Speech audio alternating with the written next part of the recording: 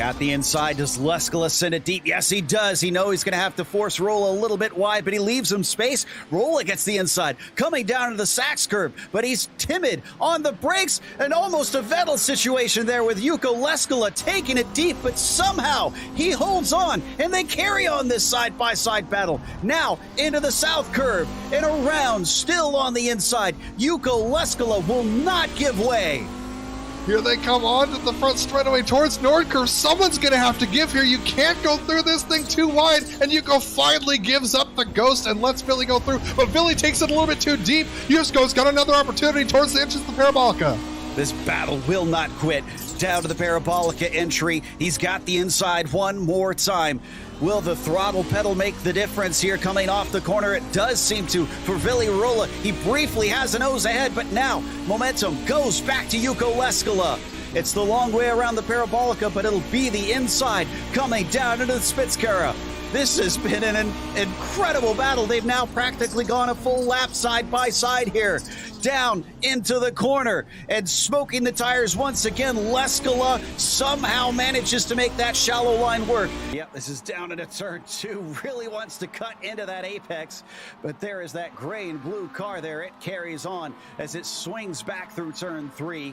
Muirhead gets a little bit of an edge. Excuse me, Boucher does, but now as they come to the left-hander, this is not the place he wants to be. He lifts a little bit early. He still carries the speed through, goes a little wide. Is that one going to count, or is he going to be given a slowdown? It counts, and Boucher is going to move into 10th. You've got a little bit of a pass going on here. Mies trying to make the move down to the inside here as they go into Cunningham. Side by side with Felipe Loyola. And that is going to be Mies with the nose ahead. Tries to give a little bit of an elbows out move. But now the track is going to favor back to Felipe Loyola. Under heavy braking. Who's it going to be? We got a battle farther up ahead, and this is Karthik Pai side by side Lino Frisha. Lino's going to be able to get ahead of him. He's going to go for another one. He's not just taking one, but he's too hot into the corner, and that goes into the side of the Texan. And in the midst of it all, how about Ove Trangray getting 3 spots in a single corner? But handling it well, did exactly the right thing, came off the throttle, just kept the wheel as straight as he could, ease the car back up on as he comes past the lap traffic here. Scarali, is that Scarali who went off up there? Is he going to get up? It looks like he's going to catch Scarali. Scarali's getting caught up with this lap traffic as Chiquita tries to get around him going through. Oh, nice pass. Mr. Sneaky pulls it off again. This is what he's been waiting for. Now he definitely has enough speed, but oh, look, he's not even as close as he is. He's not able to use that toe to try and attack, so he's going to go around the outside, trying to break deeper, cutting back underneath, but that's going to give the inside down into the chicane to Tom Layton. Can he do it here this time? No, breaks a little bit earlier. Shallow line, another chance to maybe pull the over-under, but it's not there as he parks it on the apex.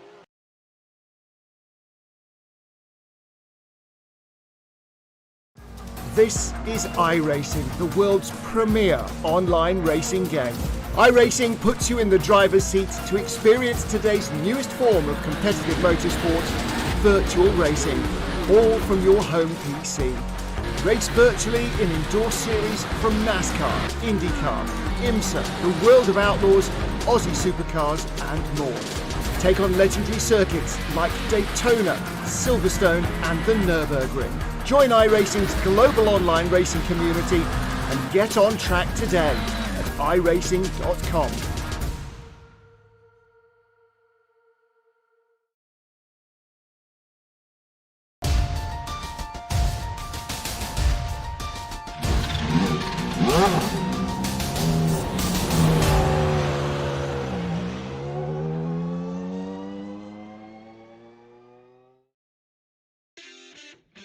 Down on the east coast of Florida, there sits a track with steep banking and 2.5 miles of pavement that decides who wins not only the opening round of NASCAR's season each year, but who has their name written into legend.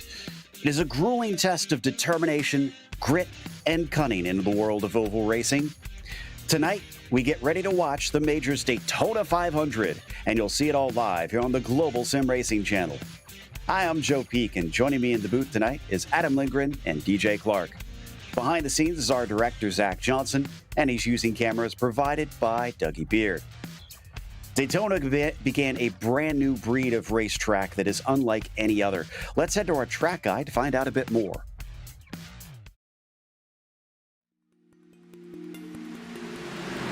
Welcome to Daytona International Speedway. This track began life after Bill France Sr. realized the Daytona Beach road course had outgrown itself. With ambitious plans and the blessing of the city officials, he built what would become the very first superspeedway in NASCAR history. At 2.5 miles and with 31 degrees of banking, stock cars easily reach speeds of around 200 miles per hour. Pretty much every car can take the course flat out. This makes for one of the most unique styles of racing motorsports has ever seen. The slipstream allows drivers to stay with one another so easily that it becomes less about the speeds each driver can reach and more about the strategy of racing in a pack. Bump drafting is a technique in which the car behind actually pushes the car in front so that both are able to reach higher speeds. And side drafting is another in which the drivers use the air off the sides of their cars to slow their opponents down. Staying out of trouble is always a difficult aspect of superspeedway racing, and it's not uncommon to see drivers intentionally move to the back of the pack to avoid the chaos. In fact, the high speeds make large wrecks so hard to avoid that the term "the big one" has become commonplace to refer to the almost inevitable multi-car pileups the circuit is known for. Also, entering pit lane is its own skill, which requires practice in order to slow the car up as quickly and safely as possible. Keeping the car clean and in contention is the main goal for much of the event. Then the final few laps, it's a race to the line with any alliances usually dissolving and the driver's urge to win taking over. With it being home to one of the world's most famous races, the Daytona 500, fans from around the globe flock to this landmark circuit.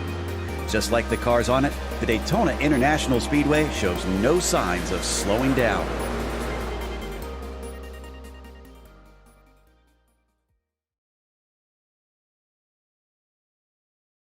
Well, Adam, today we go from the 2 hours of the Glen here to one of the most prestigious races here in the majors. Absolutely. Along the destination of the Majors Series first crown jewel race, Daytona International Speedway is the epitome of the NASCAR ethos.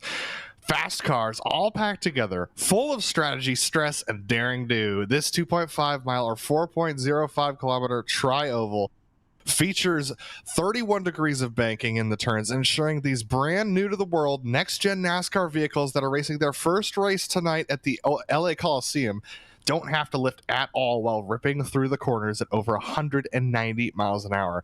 DJ, why don't you tell us a little bit more about these new beasts? Well, these new next-gen NASCARs are really and truly works of art, as they have been painstakingly created over the course of the years by NASCAR themselves. There's more horsepower coming into the cars, but decreased downforce across the board, specifically over the top of the cars, and reduced side force as they work their way around. So you're not going to see nearly as much of that side-by-side drafting, but these cars will be stuck to the ground a little bit more, courtesy of a first in NASCAR. That is the rear diffuser that you are seeing. All in all, as I said, lighter, faster, a little bit harder to handle. They're going to be a whole handful for these drivers tonight. So even though this has been a traditional race, there is certainly that new element that will throw things for a loop. Now, before we get going, we want to mention our sponsor, of course, and that's for you to make sure and check out the Majors Garage, home of free Baseline Plus setups. Get help from any of the garage coaches 24/7. Sign up now for awesome, affordable monthly subscriptions, telemetry, coaching, and more at majorsgarage.com. Or use our special discount code MajorsGSRC for 10% off. There's a link in the description below that'll directly apply our special offer. Also, we want to mention our charity for this race. As they do every round, they have a charity that they help raise funds for, and this time it is the New Zealand Cancer Society. Their mission is to reduce the incidence and impact of cancer in Aotearoa, New Zealand, with a foundation that is Te Tiriti o Wātangi led and equity focused. Their goal is being the respected voice on cancer prevention, care, and survivorship. Find out more at cancer.org.nz or look for our link in the description below.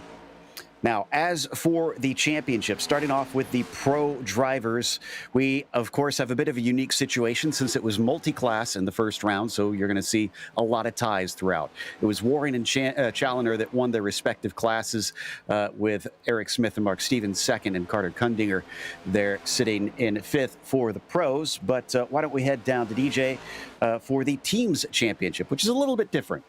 It is indeed, and a little bit more spread out there in that team's championship, with Evolve Sim Sports holding a 73-point lead over Mega Team Racing.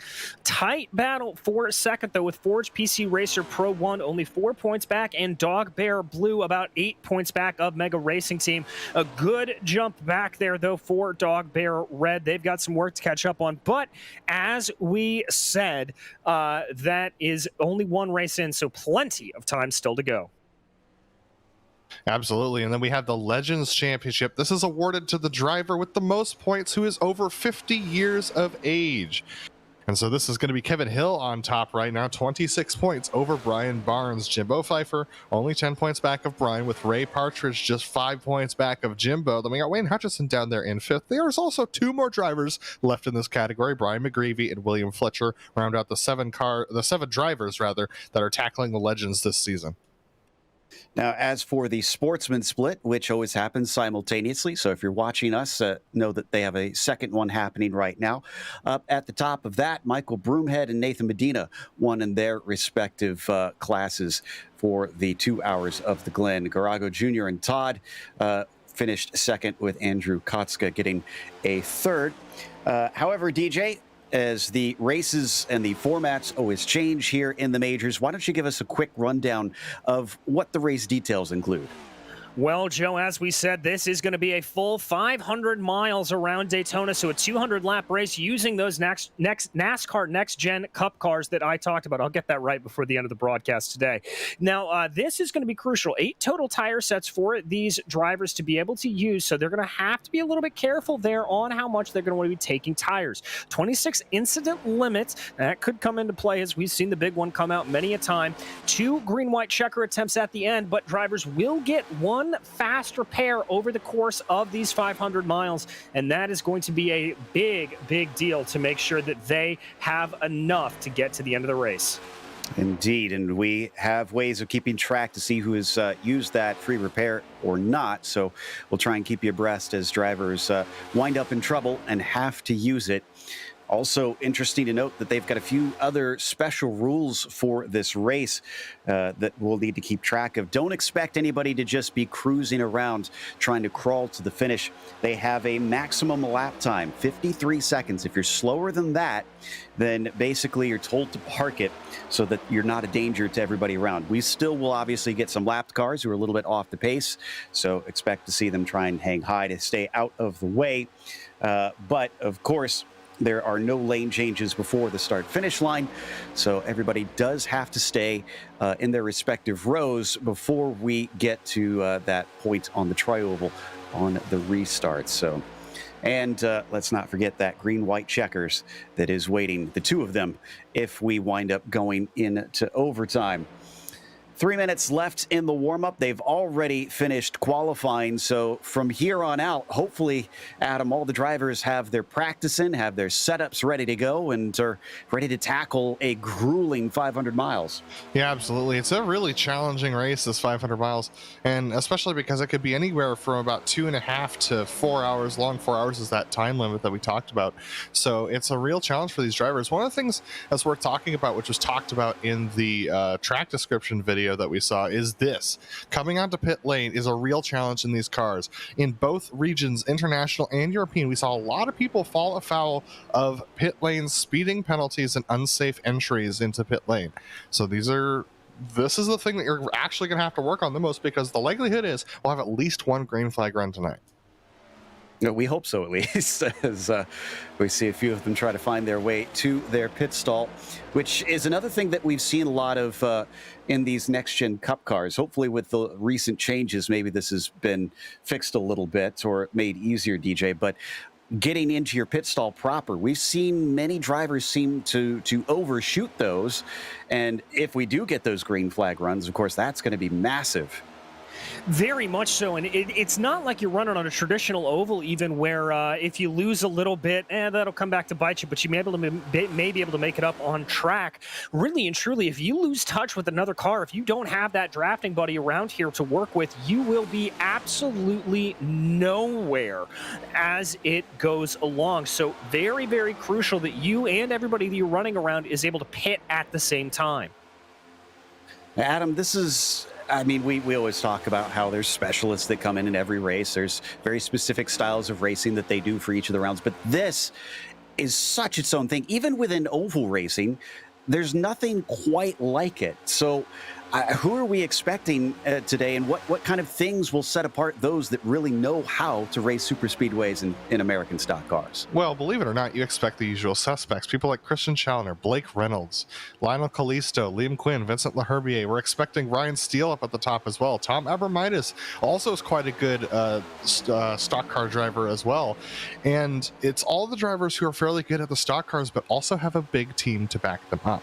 That's the real trick here, is you want as many cars that are friends of yours as possible when you're coming around here, because working together with a teammate is the best way to get going, because if you don't, you might end up trying to work together with somebody who doesn't have the same interests as you. And if you're not talking to this person who you're running with, at least in iRacing, it's a real challenge.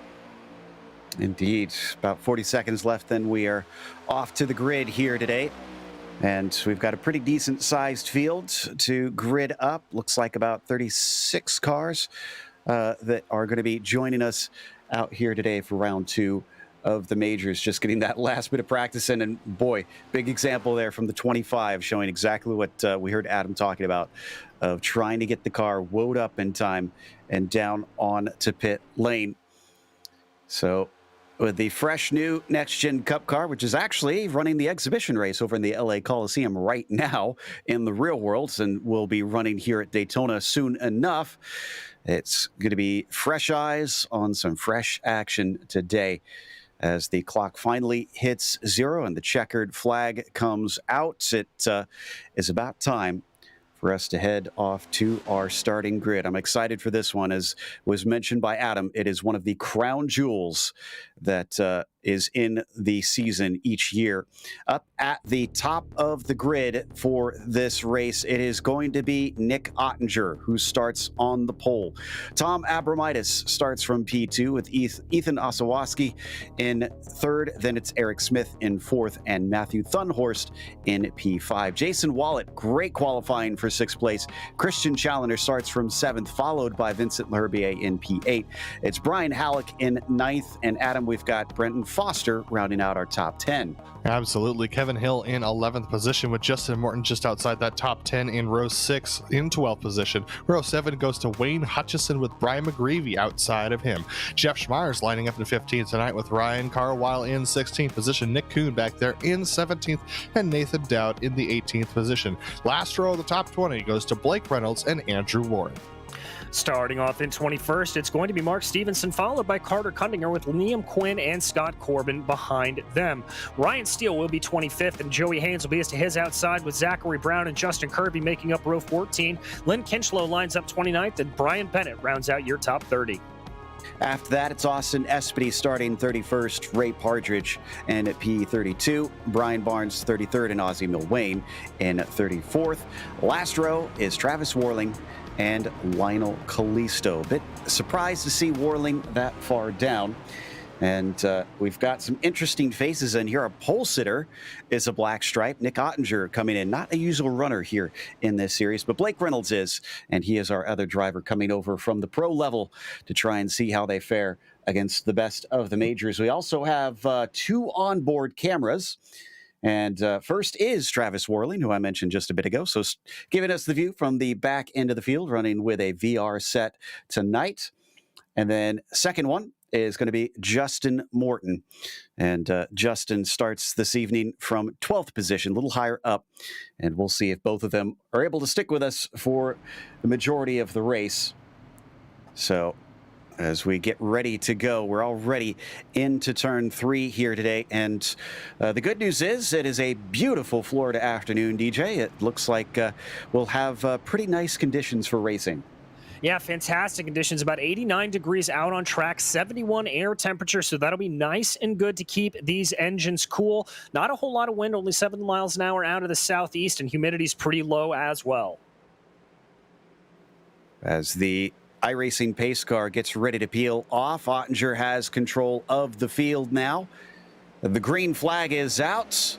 We go racing for the Daytona 500 in the majors, and it's a bit of a big start there for Ottinger, but he's going to move to the high side and keep himself from getting swallowed up by everybody getting a good run on him.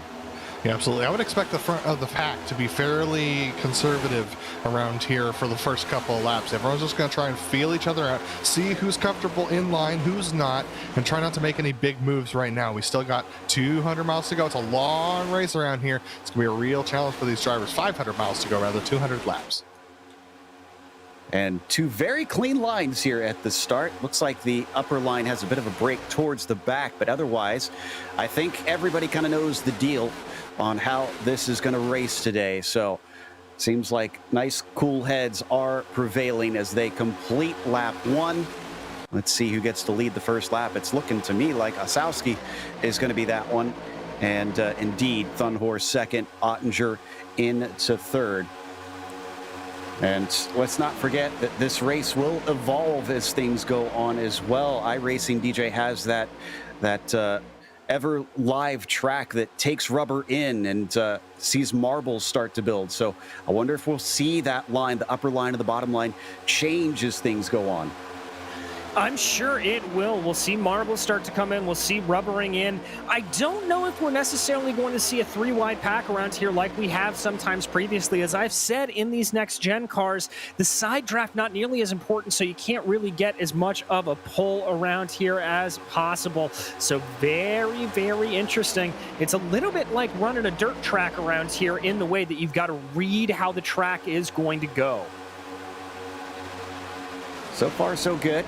We're seeing some relatively calm lines on either side. Usually we'll see at least a few try and swap up and down, but for the most part, most of the drivers seem to be stationary, especially up in the top 20. Otherwise, those at the very back seem to kind of work their way down to the bottom. We do have a bit of a split as I think Zachary Brown's the first one that's starting to lose touch with the main field, but we're used to seeing that, Adam, in these super speedway races where maybe some drivers intentionally kind of lose the front pack. Yeah, but that being said, that's a really dangerous place to be as we see Nick Ottinger pushing Christian Challoner up to the lead quite aggressively, actually, through the tri-oval there. But it's a little interesting to drop off the back this early because the front pack, when it's going, is actually 20 miles an hour faster than smaller packs off the back. So you can actually get lapped in about 5 or 6 laps time if you're not careful falling off the back like that. So as long as these guys feel comfortable, that's a good thing. But that top line, even though it doesn't have as many people, it's starting to move. It really is, and it seems that Christian Challoner is going to try and take advantage of that as Ottinger gives him a nice push down the back stretch. Abramitis in behind him. Starting to see a lot of the names that you were just mentioning in the pre-race there, Adam, that are indeed up at the front early. Yeah, no real surprise here with those drivers up at the front of the field, and that's, I think, why we're seeing it so calm right now. You can see no one's really trying to make a move. No one's trying to, like, peek out. Even the good drivers on the top aren't dropping down to the bottom quite yet. Now we see one dropping down. That's Jason Wallet who's going to drop down to the bottom, I believe. And he's actually going to get chewed up a little bit for that as the 23 of Brenton Foster closes the door above him. And that top line continues to charge with Justin Morton up from that 12th position, steaming ahead on the top line. Ooh, yeah, that bottom line is just nowhere. So will they duck down? Well, someone gets in front of Wallet. That looks to be McGreevy there on the bottom, trying to lead the way, use a little bit of his speed to try and find his way forward. And that will certainly be advantageous if he can pick his way up to the very front and maybe be contending for the top spot. But so far, he's stalled out a little bit. And surprisingly, still not getting any of those drivers up on the top. We got about 5 or 6 of them there, have not chopped down to the bottom. Well, I'm not terribly surprised. I mean, these drivers are very, very aware of what is going on. They know how everything is going. And Adam talked earlier about the patience that they're seeing. I think they saw the run down on the low side and how it really didn't pay out there for McGreevy and how it looks like that high line is the way to be. So I think just happy and content to stay up there and just kind of keep the status quo in the early stages of this race. You got to remember who's leading it too, Joe. It's Christian Challenger, last season's champion, actually the season before champion, double champion here for the Major Series. And so there's a lot of trust that goes into being the champion. And I think that, I mean, Christian's got Nick Ottinger, a black stripe driver. He's got Tom Abramitis, his teammate, Vincent Laherbier, Brenton Foster, Brian McGreevy, and Justin Morton up there running in line with him. I mean, these are all big names in the Major Series and all very confident oval drivers. And let's not forget, Challenger, technically a triple champion. He's, I believe, the only one to have won 2 different regions, both the European and twice with the Americas now. So he is a very accomplished driver. You'll hear us mention his name a lot when we talk about some of the best in just about any discipline that we head to. And still, that front group continues to pull away bit by bit over the bottom row. Will somebody eventually start to try and pull that second group on the low line forward? Or are they going to continue to drop until they hit the back of that line? They might a little bit, but we need to see some more aggression, I think, out of that low line if they want to really start to establish themselves. A good push here from Ottinger up front. He is content to stay high with Challenger. Like I said, early stages in this race, that black stripe on his car, it means something. Abramitis there behind as well. Laherbier, all of these drivers, just not seeing a lot of movement out of them. I'm very impressed with their patience thus far. I am as well, but this is a good thing to see. Yes, it's not the most thrilling of racing, but it is a 500-mile race. This is an endurance race for these drivers, so they have to think about the long game and try to make sure they are there for the finish. Plus, we are now in, let's see. We've got a wreck going on. Someone just got pushed down to the bottom. We've got a big one in the back of the pack. Oh, and it's early on, so this is a lot of drivers that are going to have to take up that spare car. Trying to figure out who this started among, but it, as you said, it this definitely is erupted right in the middle. So this was Eric Smith. Andrew Waring had an issue and went down. I believe he might have blown his engine. Oh, wow. Andrew's saying that he had something, technical issue, possibly a throttle disconnect. He came down straight across the nose of the 32. And now we've got a first big wreck and a lot of people who are going to need their spare cars. Let's take a look at the replay. There he goes. And ironically, the 3 didn't really get any damage out of that. He just made a slight bit of contact, and it was everybody behind him that wound up suffering. So didn't exactly make friends, unfortunately. But he was limited on options, but I think cutting across another car probably wasn't the best one. I think going to the middle would have been a better option, DJ. Yeah, I think it would have too if he had that problem to just let himself sort of get freight trained there like that, trying to cut down on the low line. That was really a one-way ticket to disaster. And another interesting thing is I've heard a lot of people talk about how frustrating it is when, your sim rig fails on you. But that's the closest thing we have to mechanical failures in the sim world. And so there's actually a fair amount of realism to the randomness of this incident, as frustrating as it may be for these drivers. Yeah, I mean, it's just the nature of the game. Both if you're racing in real life or here in the sim, sometimes these things happen. As they like to say on the oval side, it's just a racing deal. So we get ready to rack up behind the pace car, and I'm not sure if they are going to be seeing anybody pitting in. This seems a little early to me at 10 laps, but Christian Challenger doesn't seem to agree. He's going to pit in anyways.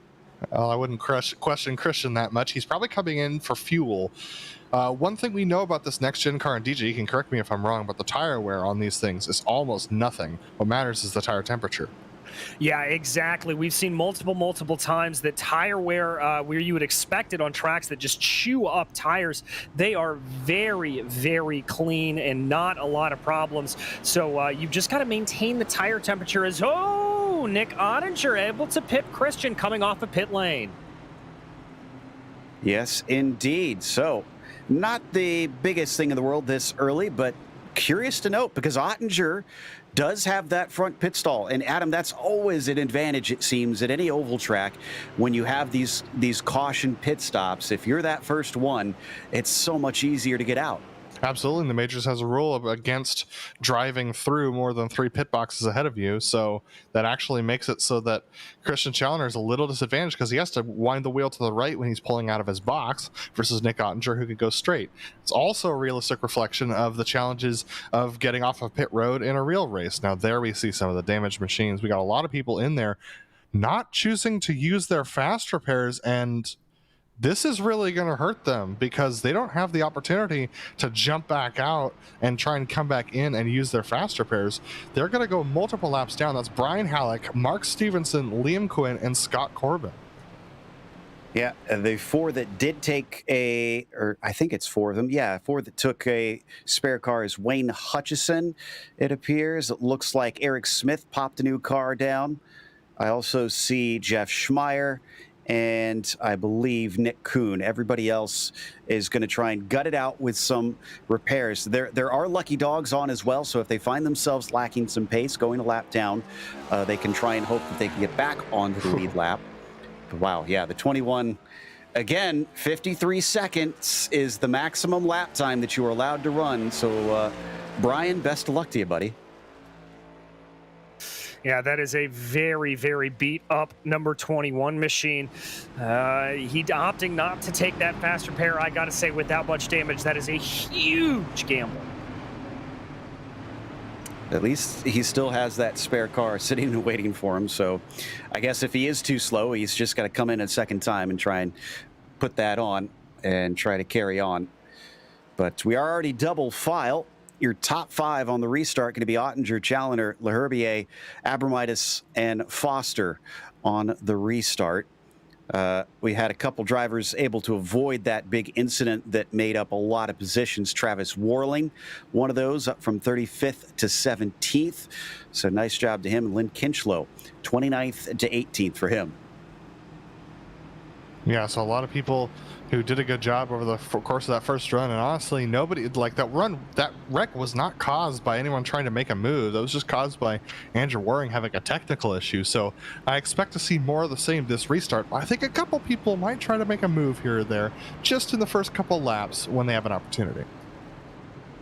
I kind of wonder if we'll see a few of the back markers decide, okay, if this is the race we've got, I need to start getting up to the front and try and push their way forward a little bit. But we'll see.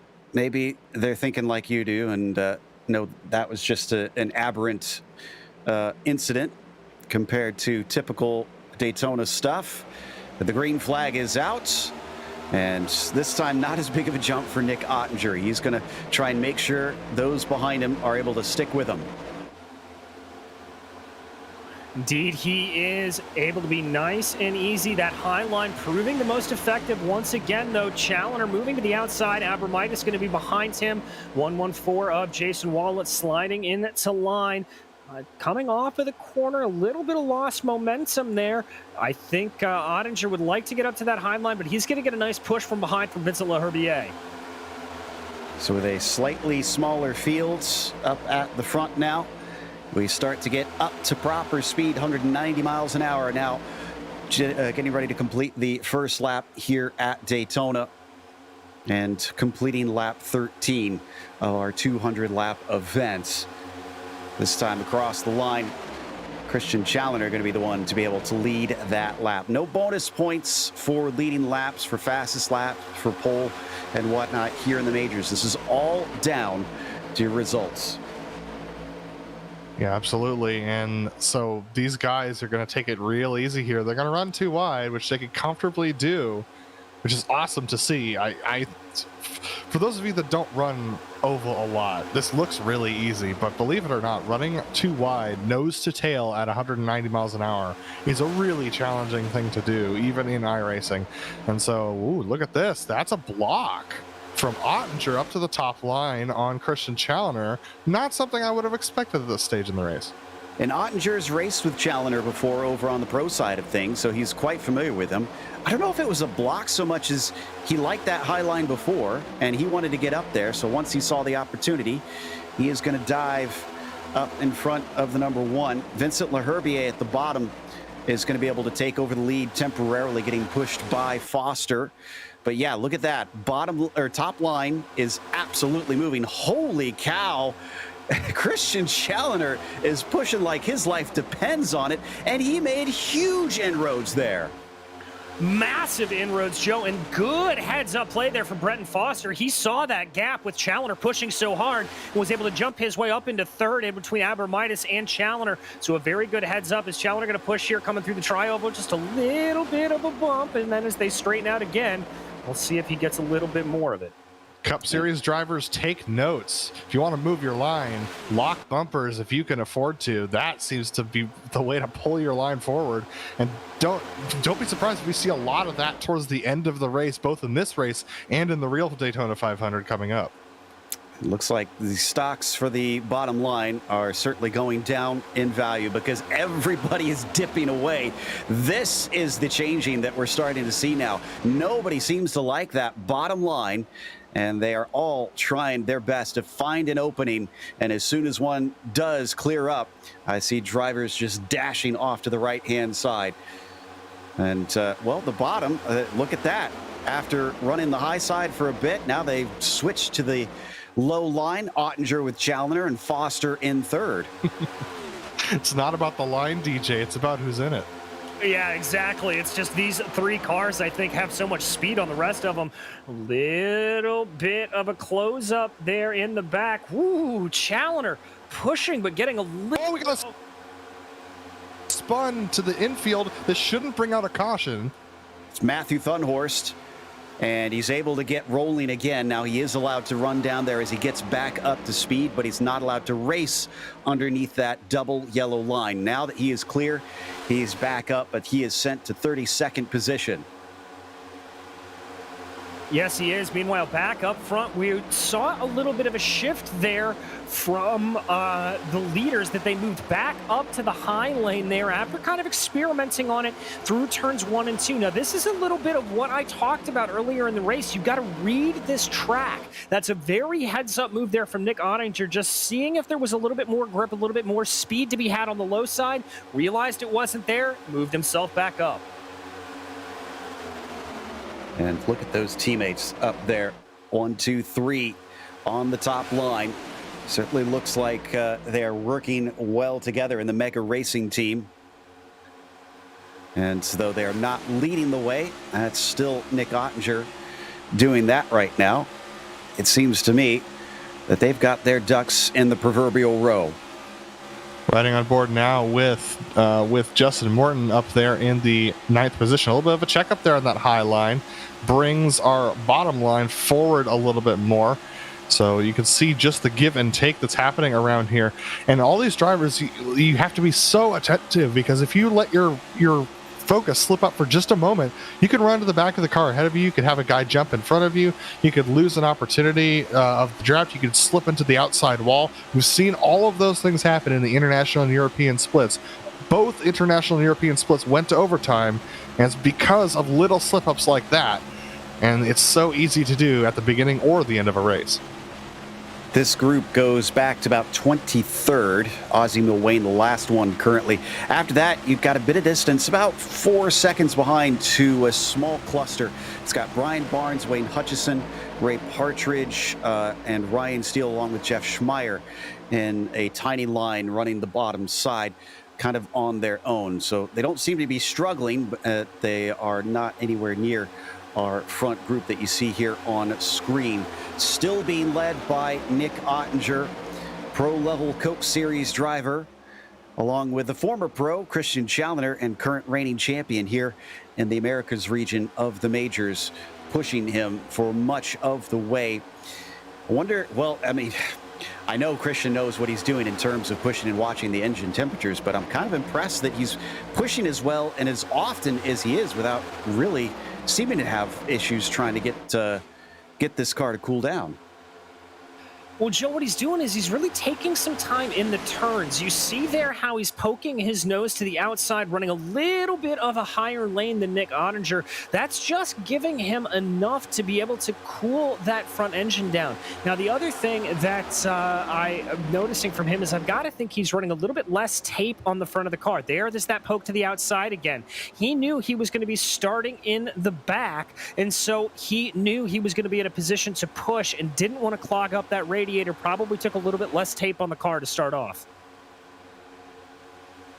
Man with experience here in stock car racing. Granted, when he competed, it was not this car that was running, but of course he does do a lot of work with iRacing behind the scenes. For those unaware, Christian is a member on the staff and helps develop a lot of the cars to make sure that everything is right on them.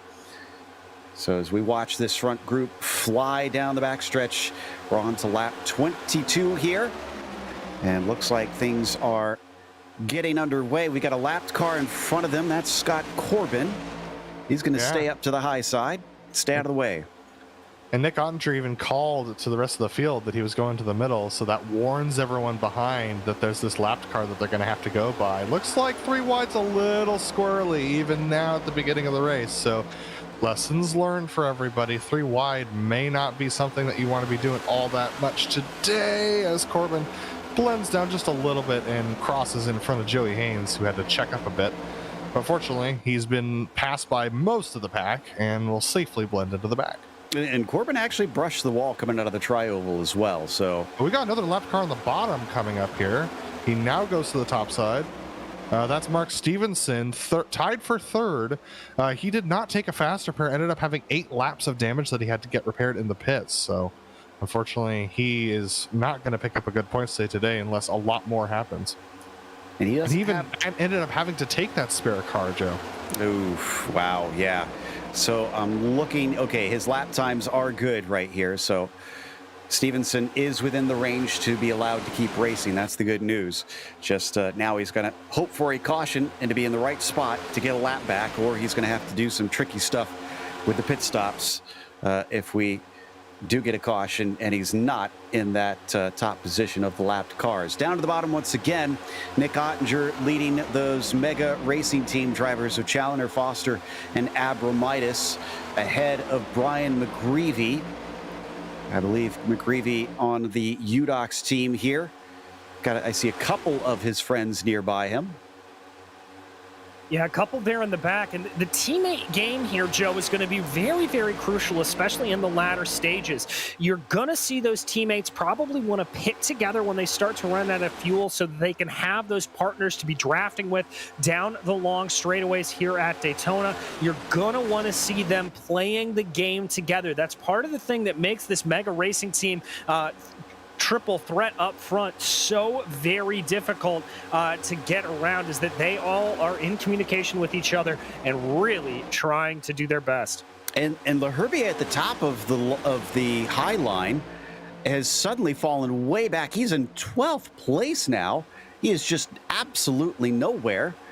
He is coming upon another big group. Look at all the green cars in there, as that, I believe, is the direct team that is currently out there being led by Kevin Hill in the 52.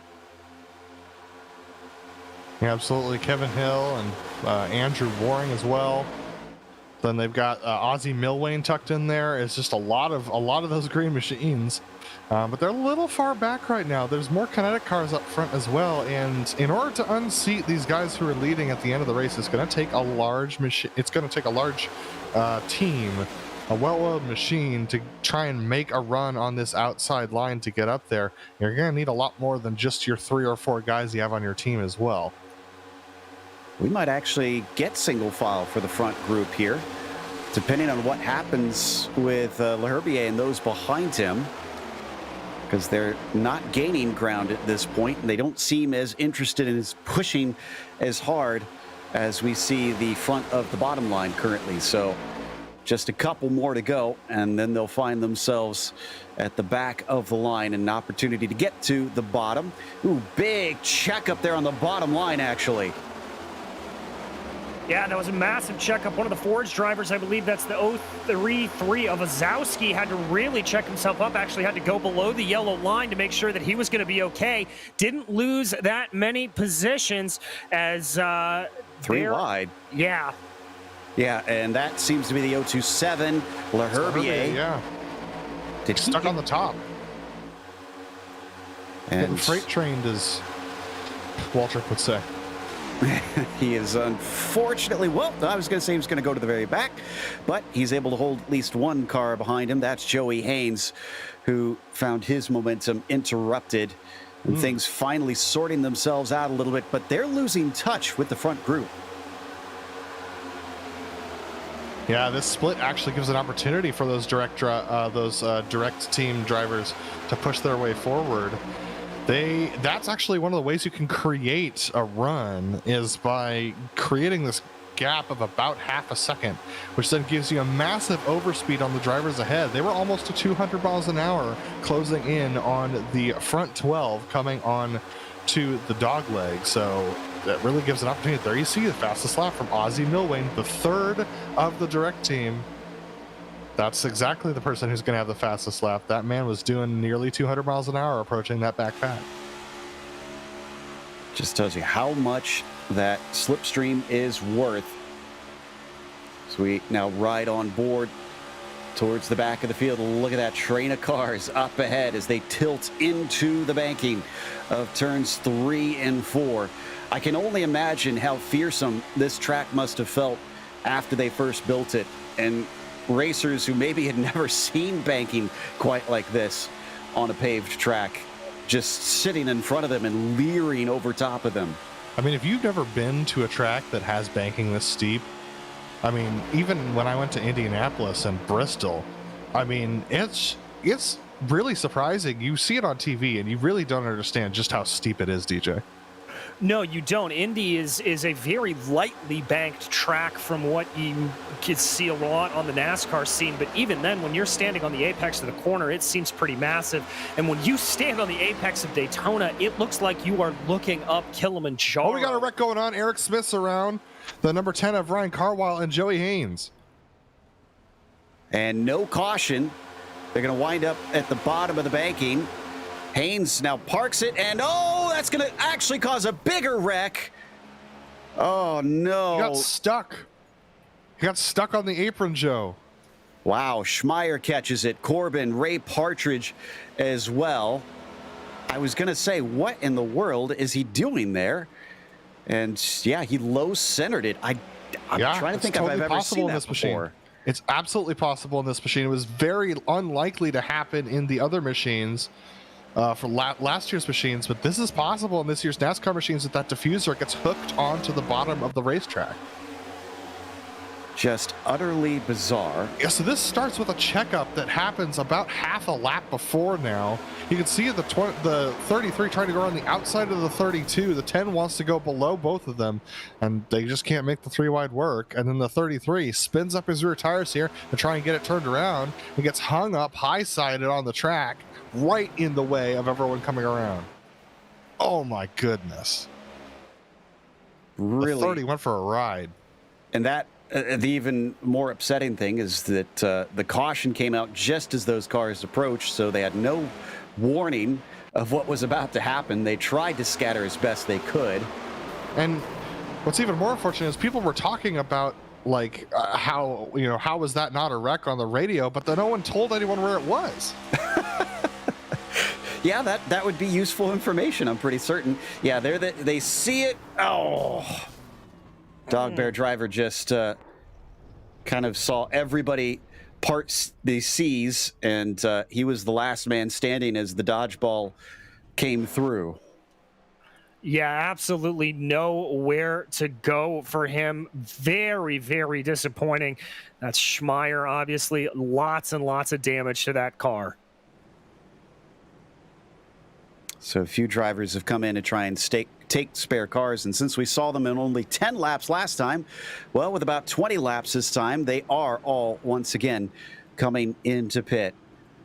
Yeah, so this will be interesting. Is it going to be fuel and tires or just fuel? Let's watch and see. Oh, just as an FYI, Scott Corbin blew his engine downshifting through turn 3, so unfortunately he's going to have to take a spare car. Ottinger with tires.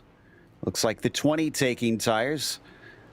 033 has not gone up, so he is just taking fuel. A number of other cars that are just going to take fuel. Looks like Kinchlow, Brian McGreevy, Nathan Dowd. So they're going to get some track position. Justin Morton is in among them, along with Travis Warling. Okay, then. Interestingly, it looks like it's Austin Espedy that's the first car who took tires and fuel in coming out. But Christian Challoner with a 36-second stop, and Tom Abramitis as well. Long stops for that team. Is that how long it takes to change the tires at Daytona now? From what I've seen, the next gens don't have a significantly longer time. Yeah, because Carter Kundinger, Kevin Hill, they had regular stops. Blake Reynolds. I'm trying to figure out where Ottinger.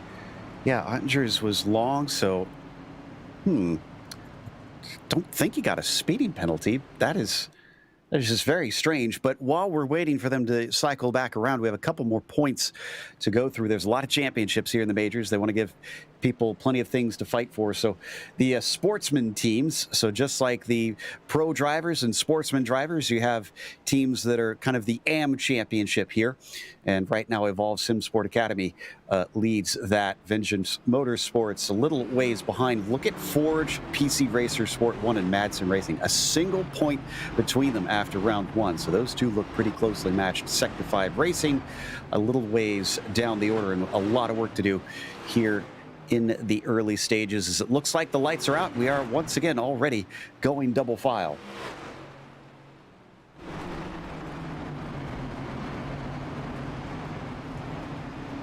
Yeah, very interesting to see those long stops from our leaders that last time. So Christian Challoner, Tom Abramitis, and Nick Ottinger back in the 20th positions.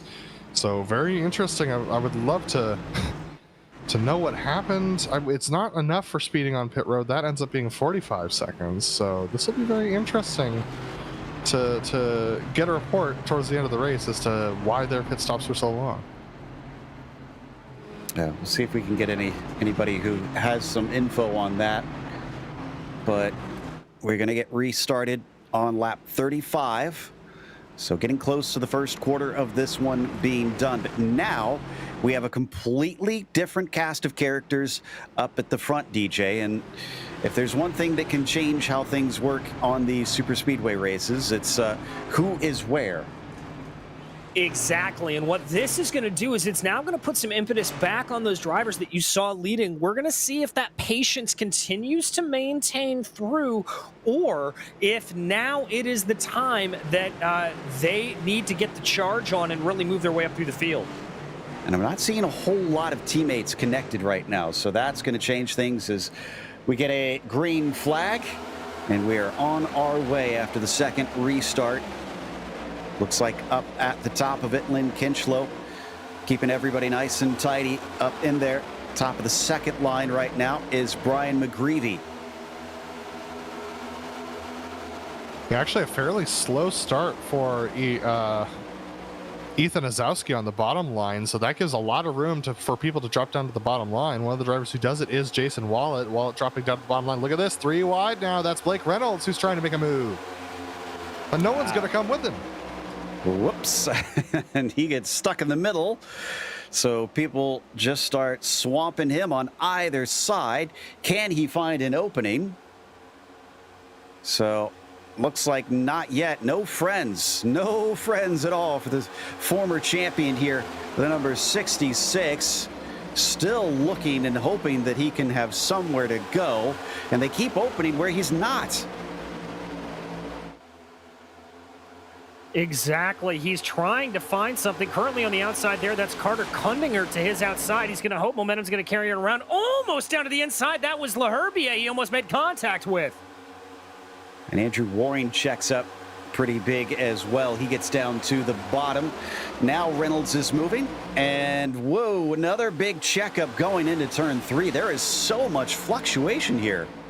Yeah, that bottom line seems to check up a lot depending on what happens. And that checkup wasn't even because of someone dropping down. That was just a checkup from the front of the field. So sometimes the pushing gets a little too aggressive up in the front and can cause a checkup further back. And that's what ended up causing that wreck that we saw just now the checkups can create an opportunity for drivers, and if multiple people try and move to the same space, that's what causes a wreck. Right now, we have 32 cars left on the lead lap. 36 started this race, but only 34 appear to still be rolling. Jeff Schmeier and Scott Corbin are currently sitting in their pit stalls. I think they used up their spare car already, so they are kind of behind the 8 ball and then some for this event. Bottom line right now is the place to be. Lynn Kinchlow, Dowd, Warling up at the front of them. Yeah, Warling leading their way, trying to get it. It looks like Justin Morton wants to be giving him a little bit of a push, but not exactly able to get all the way there to give it to him. I keep waiting for the 9 to get tucked up behind, but it looks like he's just checking himself up. I think he's a little bit tentative to give that push here. Maybe a better run. Whoa, very loose there for J-Mo. Yeah, that's going to check up the top line. J-Mo's going to have to go to the middle. He's able to keep it going, though, fortunately, and that's exactly why he was so cautious. He was afraid of that happening, so looks like we have another car driving to dive into the middle now. I think that was Blake again, but he finally gets to the bottom. He's got free choice, and he decides he likes the top. So, joins back up just behind. I think that is the car of Ryan Carwile. Oh, and things get a little sketchy here. You're not allowed to race below that double yellow line. The 66 knows it. He's going to give those positions back. Boy, great heads up to keep that from becoming a massive wreck. Yeah, that was the 71 actually trying to drop to the bottom. That was Brian Bennett trying to get to the bottom and actually push Blake Reynolds below the yellow line. That's a big no-no. Brake was exactly what Reynolds couldn't do in that situation. Just had to lift and let that momentum bleed out. Now, coming back a little bit, looks like the top line is starting to get itself together. So maybe Justin Morton able to push a little bit more than we saw from before. Coming off of turn 4 up to the tri-oval, getting ready to start lap 40 now. Big check up there, calling it out over the radio as you heard some drivers being a little bit scared of what could happen there. But yeah, that high line starting to gain some momentum. I think Justin Morton getting into the groove of that high line to be able to get it out and get it going. Just poking his nose to the outside there as they keep themselves along. He's able to pull himself up into about 4th place here. This is exactly what that high line needs. Fans of Mark Stevenson, he's now past Schmeier and Corbin. He's no longer the last car on the track right now. So he'll hopefully get a few more spots as the hours go on here at this track. Looks like he's got a friend. Who is that actually with him? That's Eric Smith, who's also 32nd, but he's on the lead lap technically. Unfortunately for them, they're probably going to go a lap down eventually just because there's only 2 of them and about 20 of the cars in the lead pack.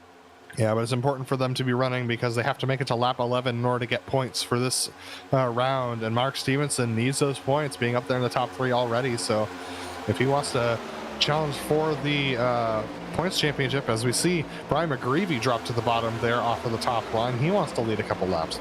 So they're starting to figure it out, and McGreevy making use of that to abandon the 9 of Morton. J-Mo still has a good pusher in the form of Vincent Laherbier behind him, who's found his way back forward after getting dropped earlier on by the front group. And that just goes to show how quickly, DJ, this can change. You can be up the front and then suddenly find yourself 20 positions down and then 20 positions right back. Exactly. That is the very nature of super speedway racing. You cannot count any of these guys out who are able to be in this lead pack and continue themselves along. It's very, very tight. Riding on board with Travis Warling right now.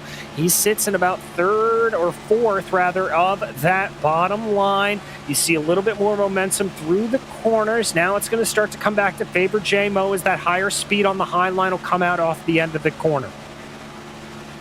Just a lesson in physics all around here with super speedway racing. Momentum, friction, the friction with the air, of course, naturally, and just all that power being put together with the engines trying to work together in synchronization rather than work against each other.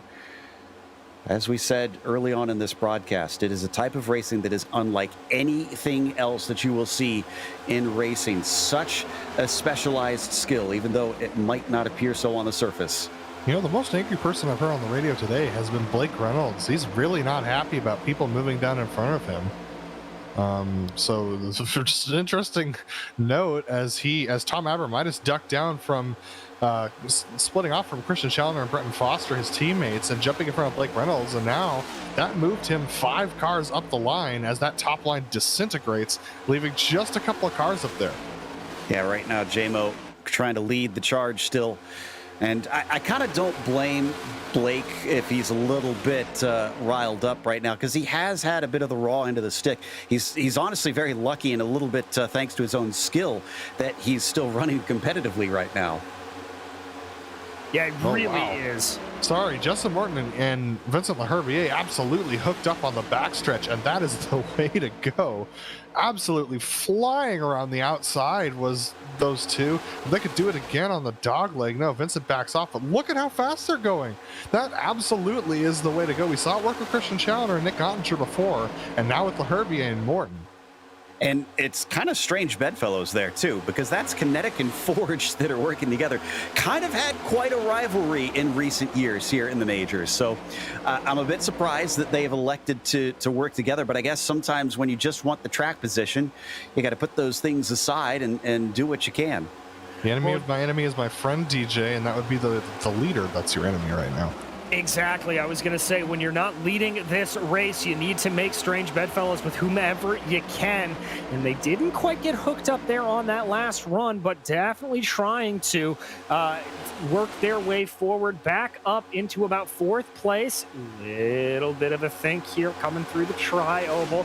Vincent's not going to get the push behind Justin here, but they're still able to hold on. Justin now all the way up into 3rd is courtesy of that high line coming in. Now, a little bit farther back in this pack, it seems like the Mega Racing team is not all that concerned, because they are all still together for what it's worth. They haven't really separated. You can kind of see them in there. Just a clump of white cars. In fact, they're all going to get to the bottom except for Ottinger, who's going to stay up high. Ooh, and that causes a small checkup behind them. I think that was Thunhorst there in the 98 who had to try and get out of it for a moment. So now we've got the Evolve team and those green direct cars right in front of the Mega Racing team. Now Blake Reynolds is going to get with some of his old buddies and join in, splitting them just temporarily.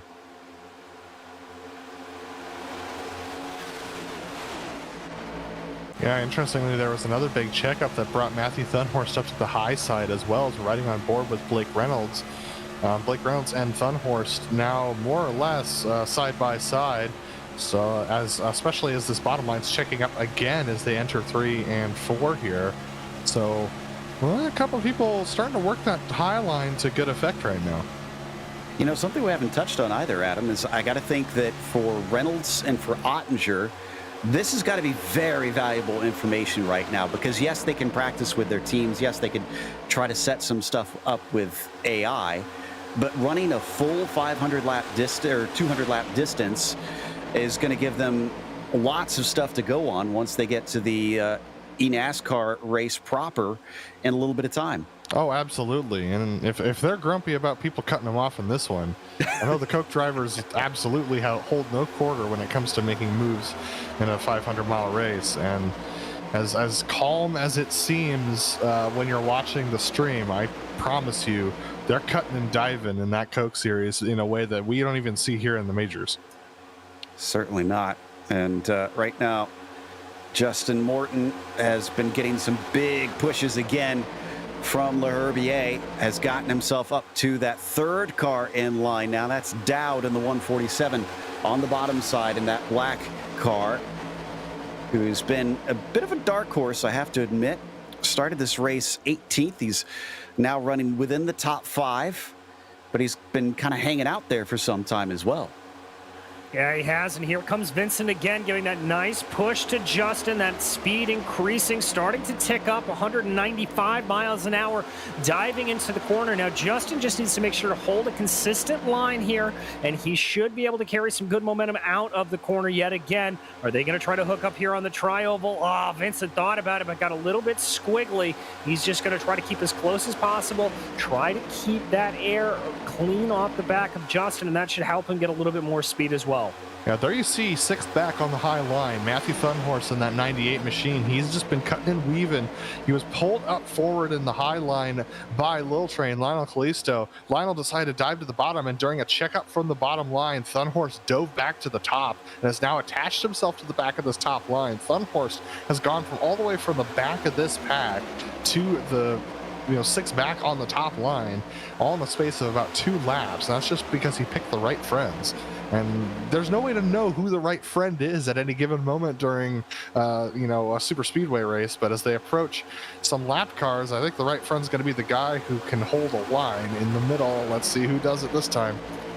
Yep, this is going to be, that is Liam Quinn staying out of the way, known for his skills over on the open wheel side, and thankfully they all squeak through. And Joe, Onger, Abramitis, Challoner, and Foster are pitting.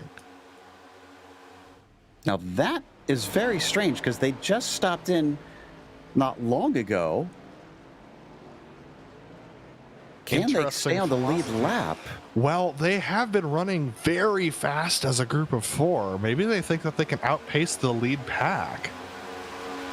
Just as the 4 of them. Now they're going to come back out onto the backstretch just ahead of our leaders. They might have the opportunity to stay ahead of the leaders and truly be still on the first lap. This will be interesting.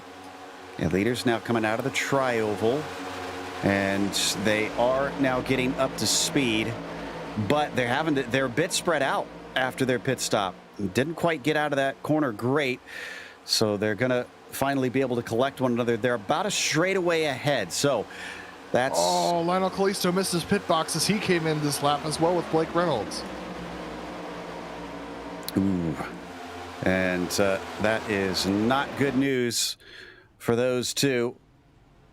But Brian McGreevy leads the way in the front group now. He's able to get rolling. Got to think that he's going to... Oh, Lionel did more than miss his box, Joe. What is... Lionel had a wreck. Lionel had a wreck with the 66. And in atypical... Blake Reynolds.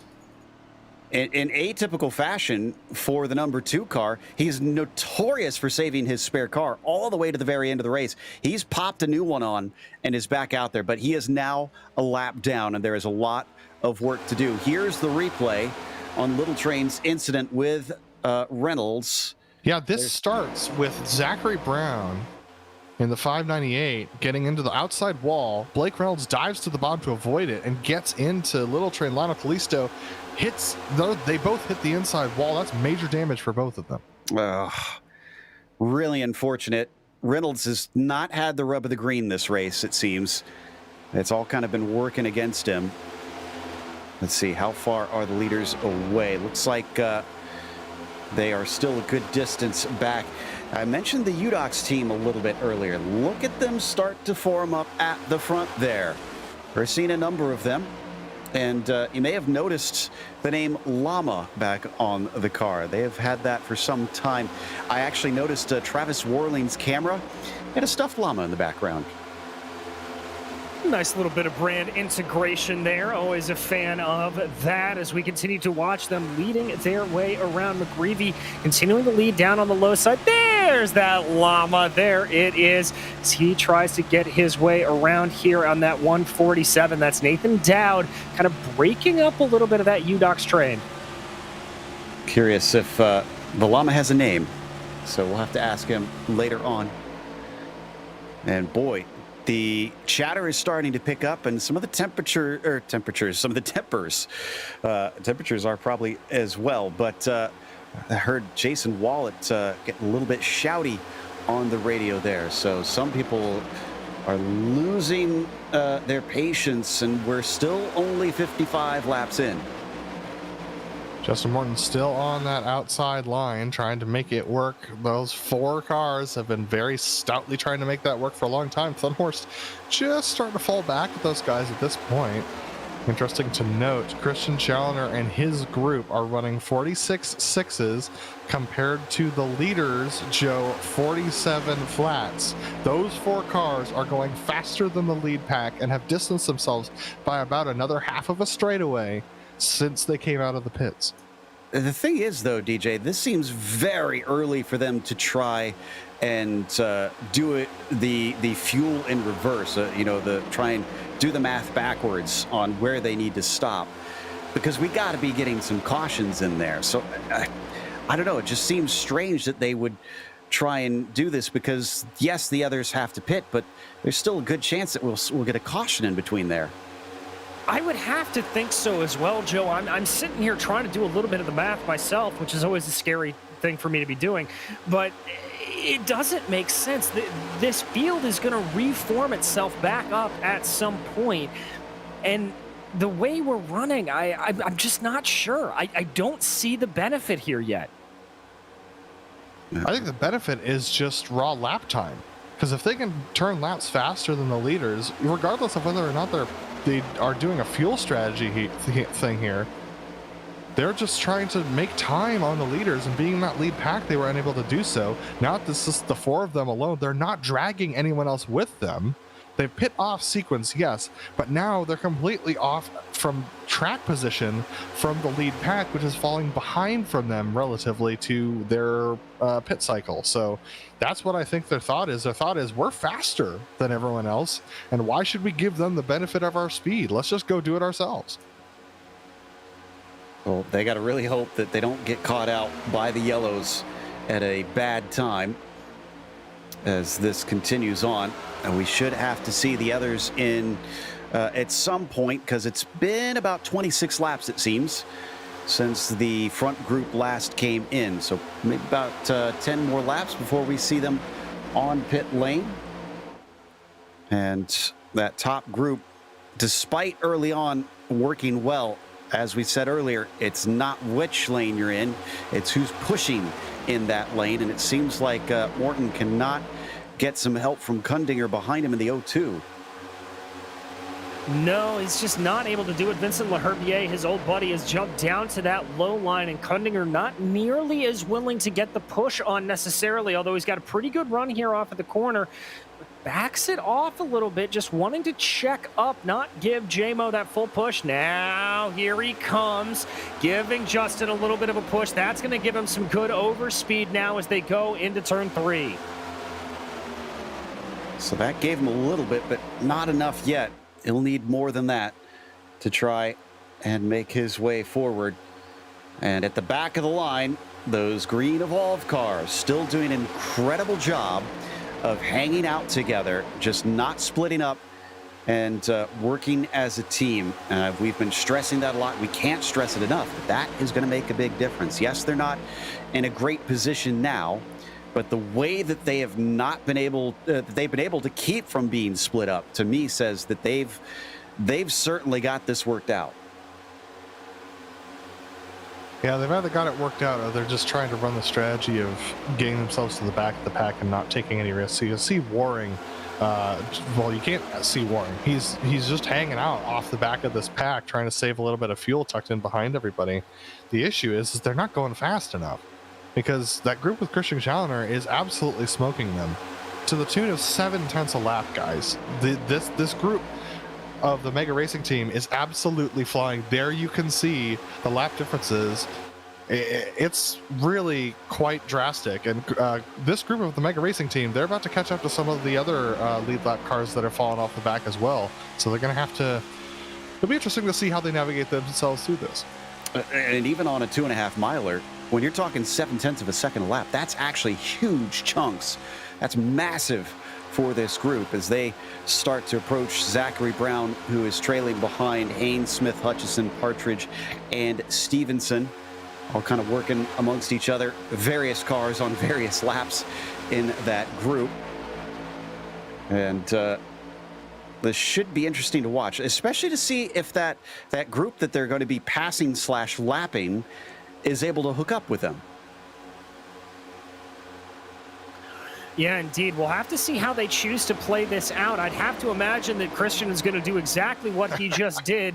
Go to the high side there, try to run them around, and now the decision is going to go back to these other drivers as what they will do. They've got another pack directly in front of them once they clear these guys, though. Oh, I would try and get up there in front of these guys. I absolutely would, and I know I'd piss them off. I don't care. Take me with you is what I'd say.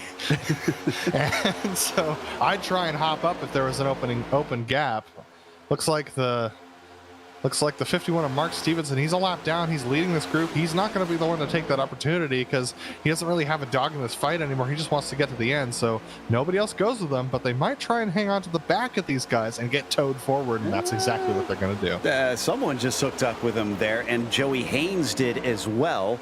Or he tried to. Now, unfortunately, he's blocked out by that group on the bottom who's going to start to catch up. Looks like that was the 51 of Stevenson that held on to the back of them.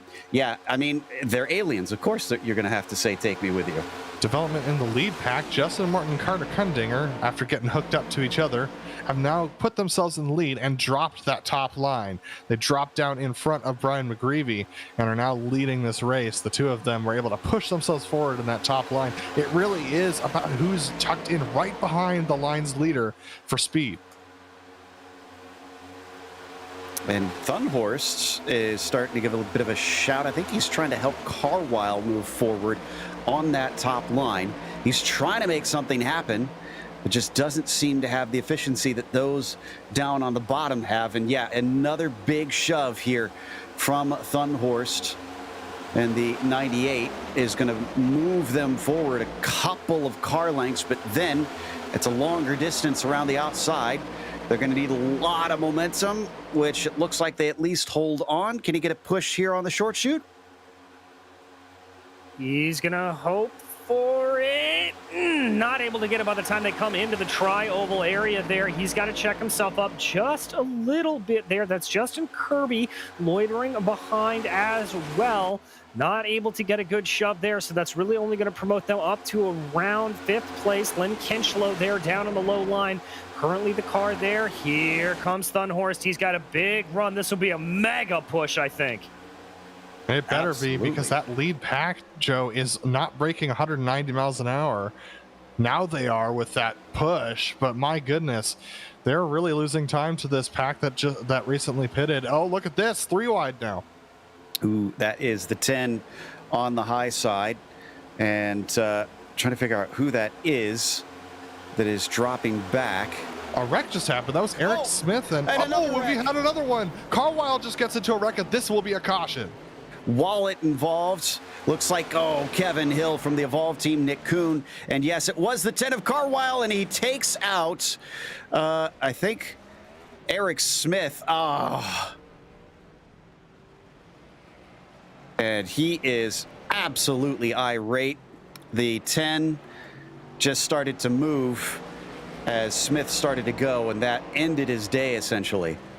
I've got to say, Joe, I get that anger from Eric Smith. That was a completely unwarranted act there by Carwile. You've still got cars on a hot track. You've got to hold those brakes until you know you have got a big gap. So here's the incident. Carwile caught on the high side in the 10.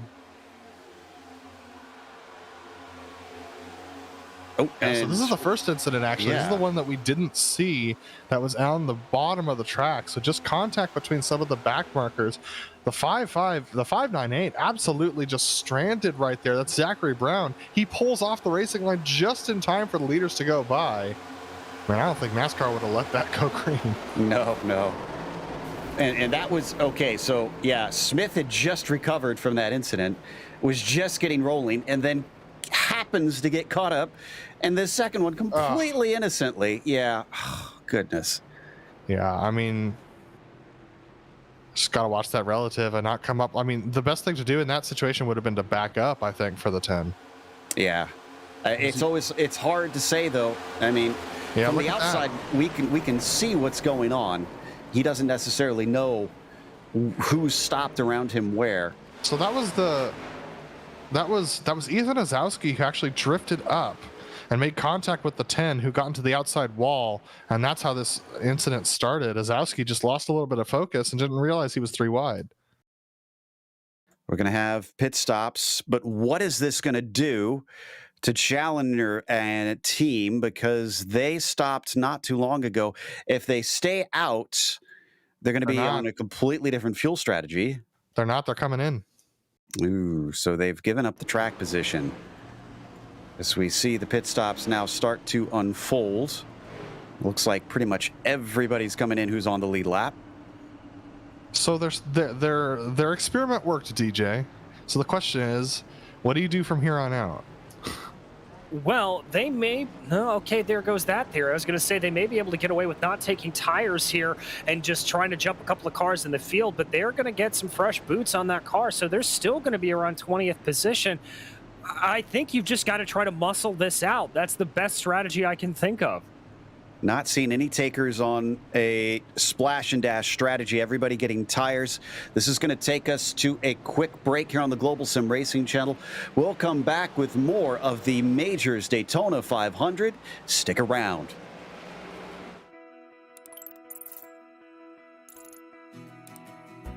iRacing is a sim racing game that combines a true-to-life racing experience with an online community of virtual racers from all around the globe. iRacing offers a multitude of officially licensed cars and tracks, laser scanned with millimeter accuracy. Their car models and mechanical systems are based on real-world physics, engineered in cooperation with manufacturers and race teams. Their skill license system ranges from rookie to pro, ensuring members are always pitted against those with similar skill sets. Members are able to sign up for a weekly race series, compete in time trials, host a private race with friends, and participate in racing leagues created and run by the community.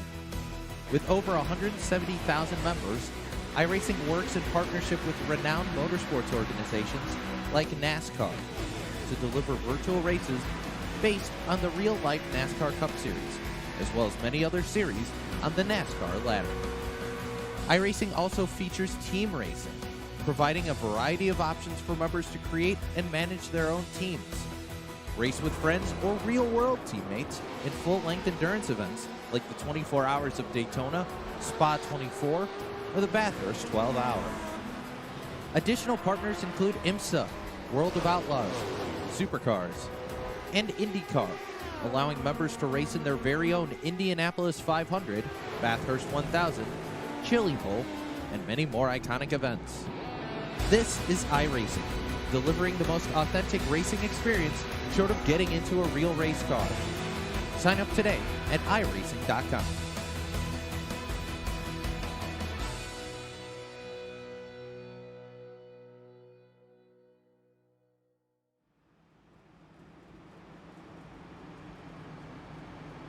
Welcome back to Daytona. We're going to get restarted here pretty soon, as we are already double file. Lap 70 is where we will kick things off. And once again, things have been changed around. We've seen Team Mega take themselves a little bit out of the equation, but show that they are to be feared, as they could run very fast, in fact, faster than anybody else, by themselves in a group of 4. However, they have now lost the track position.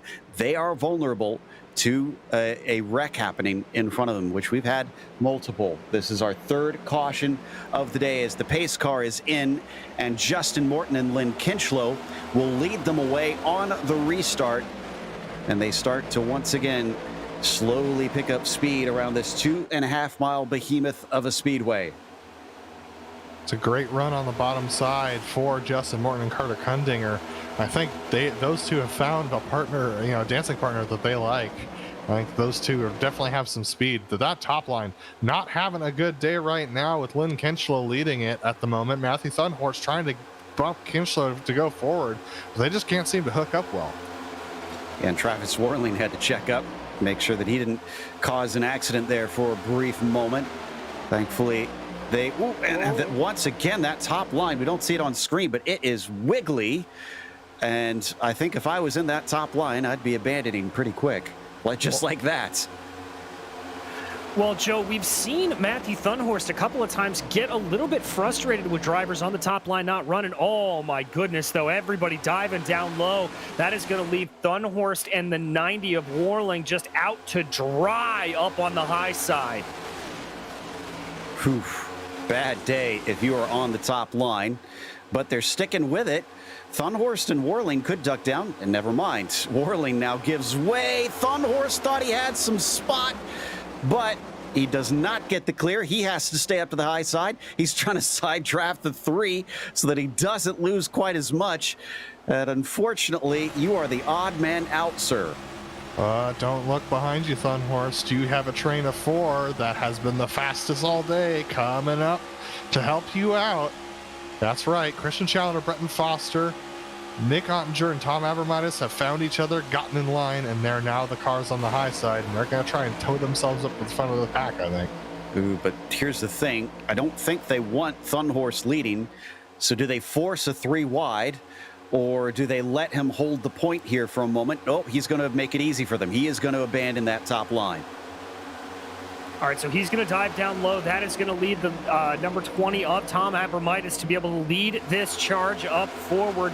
Getting on by LaHerbier there, and 21 of Brian Halleck as they continue to charge, moving. We haven't seen a bump draft out of them, but we've just seen outright speed. Indeed, they have been mighty quick here. And Thunhorst actually got in line, got back out of line when he had to run, gained 2 positions, so definitely hungry. And up at the top, I see Vincent Herbier and Blake Reynolds starting to hook up. Or not. Vincent goes a little high on the exit of 3, and Blake has to back off just a little bit. A little bit of a duck down there for Tom Abramitis as he got a little taste of the bottom line. Interestingly, I think the opposite of what I predicted it was going to happen is happening with the Mega Racing Team group. I think they're going to the back, actually. Oh my goodness, that's some sketchy stuff. And who's that who's diving to the pit lane right now? Trying to make that out. Oh, that was a quick entry. That's the 51. Mark Stevenson. Oh man. I think he had to get a wave around.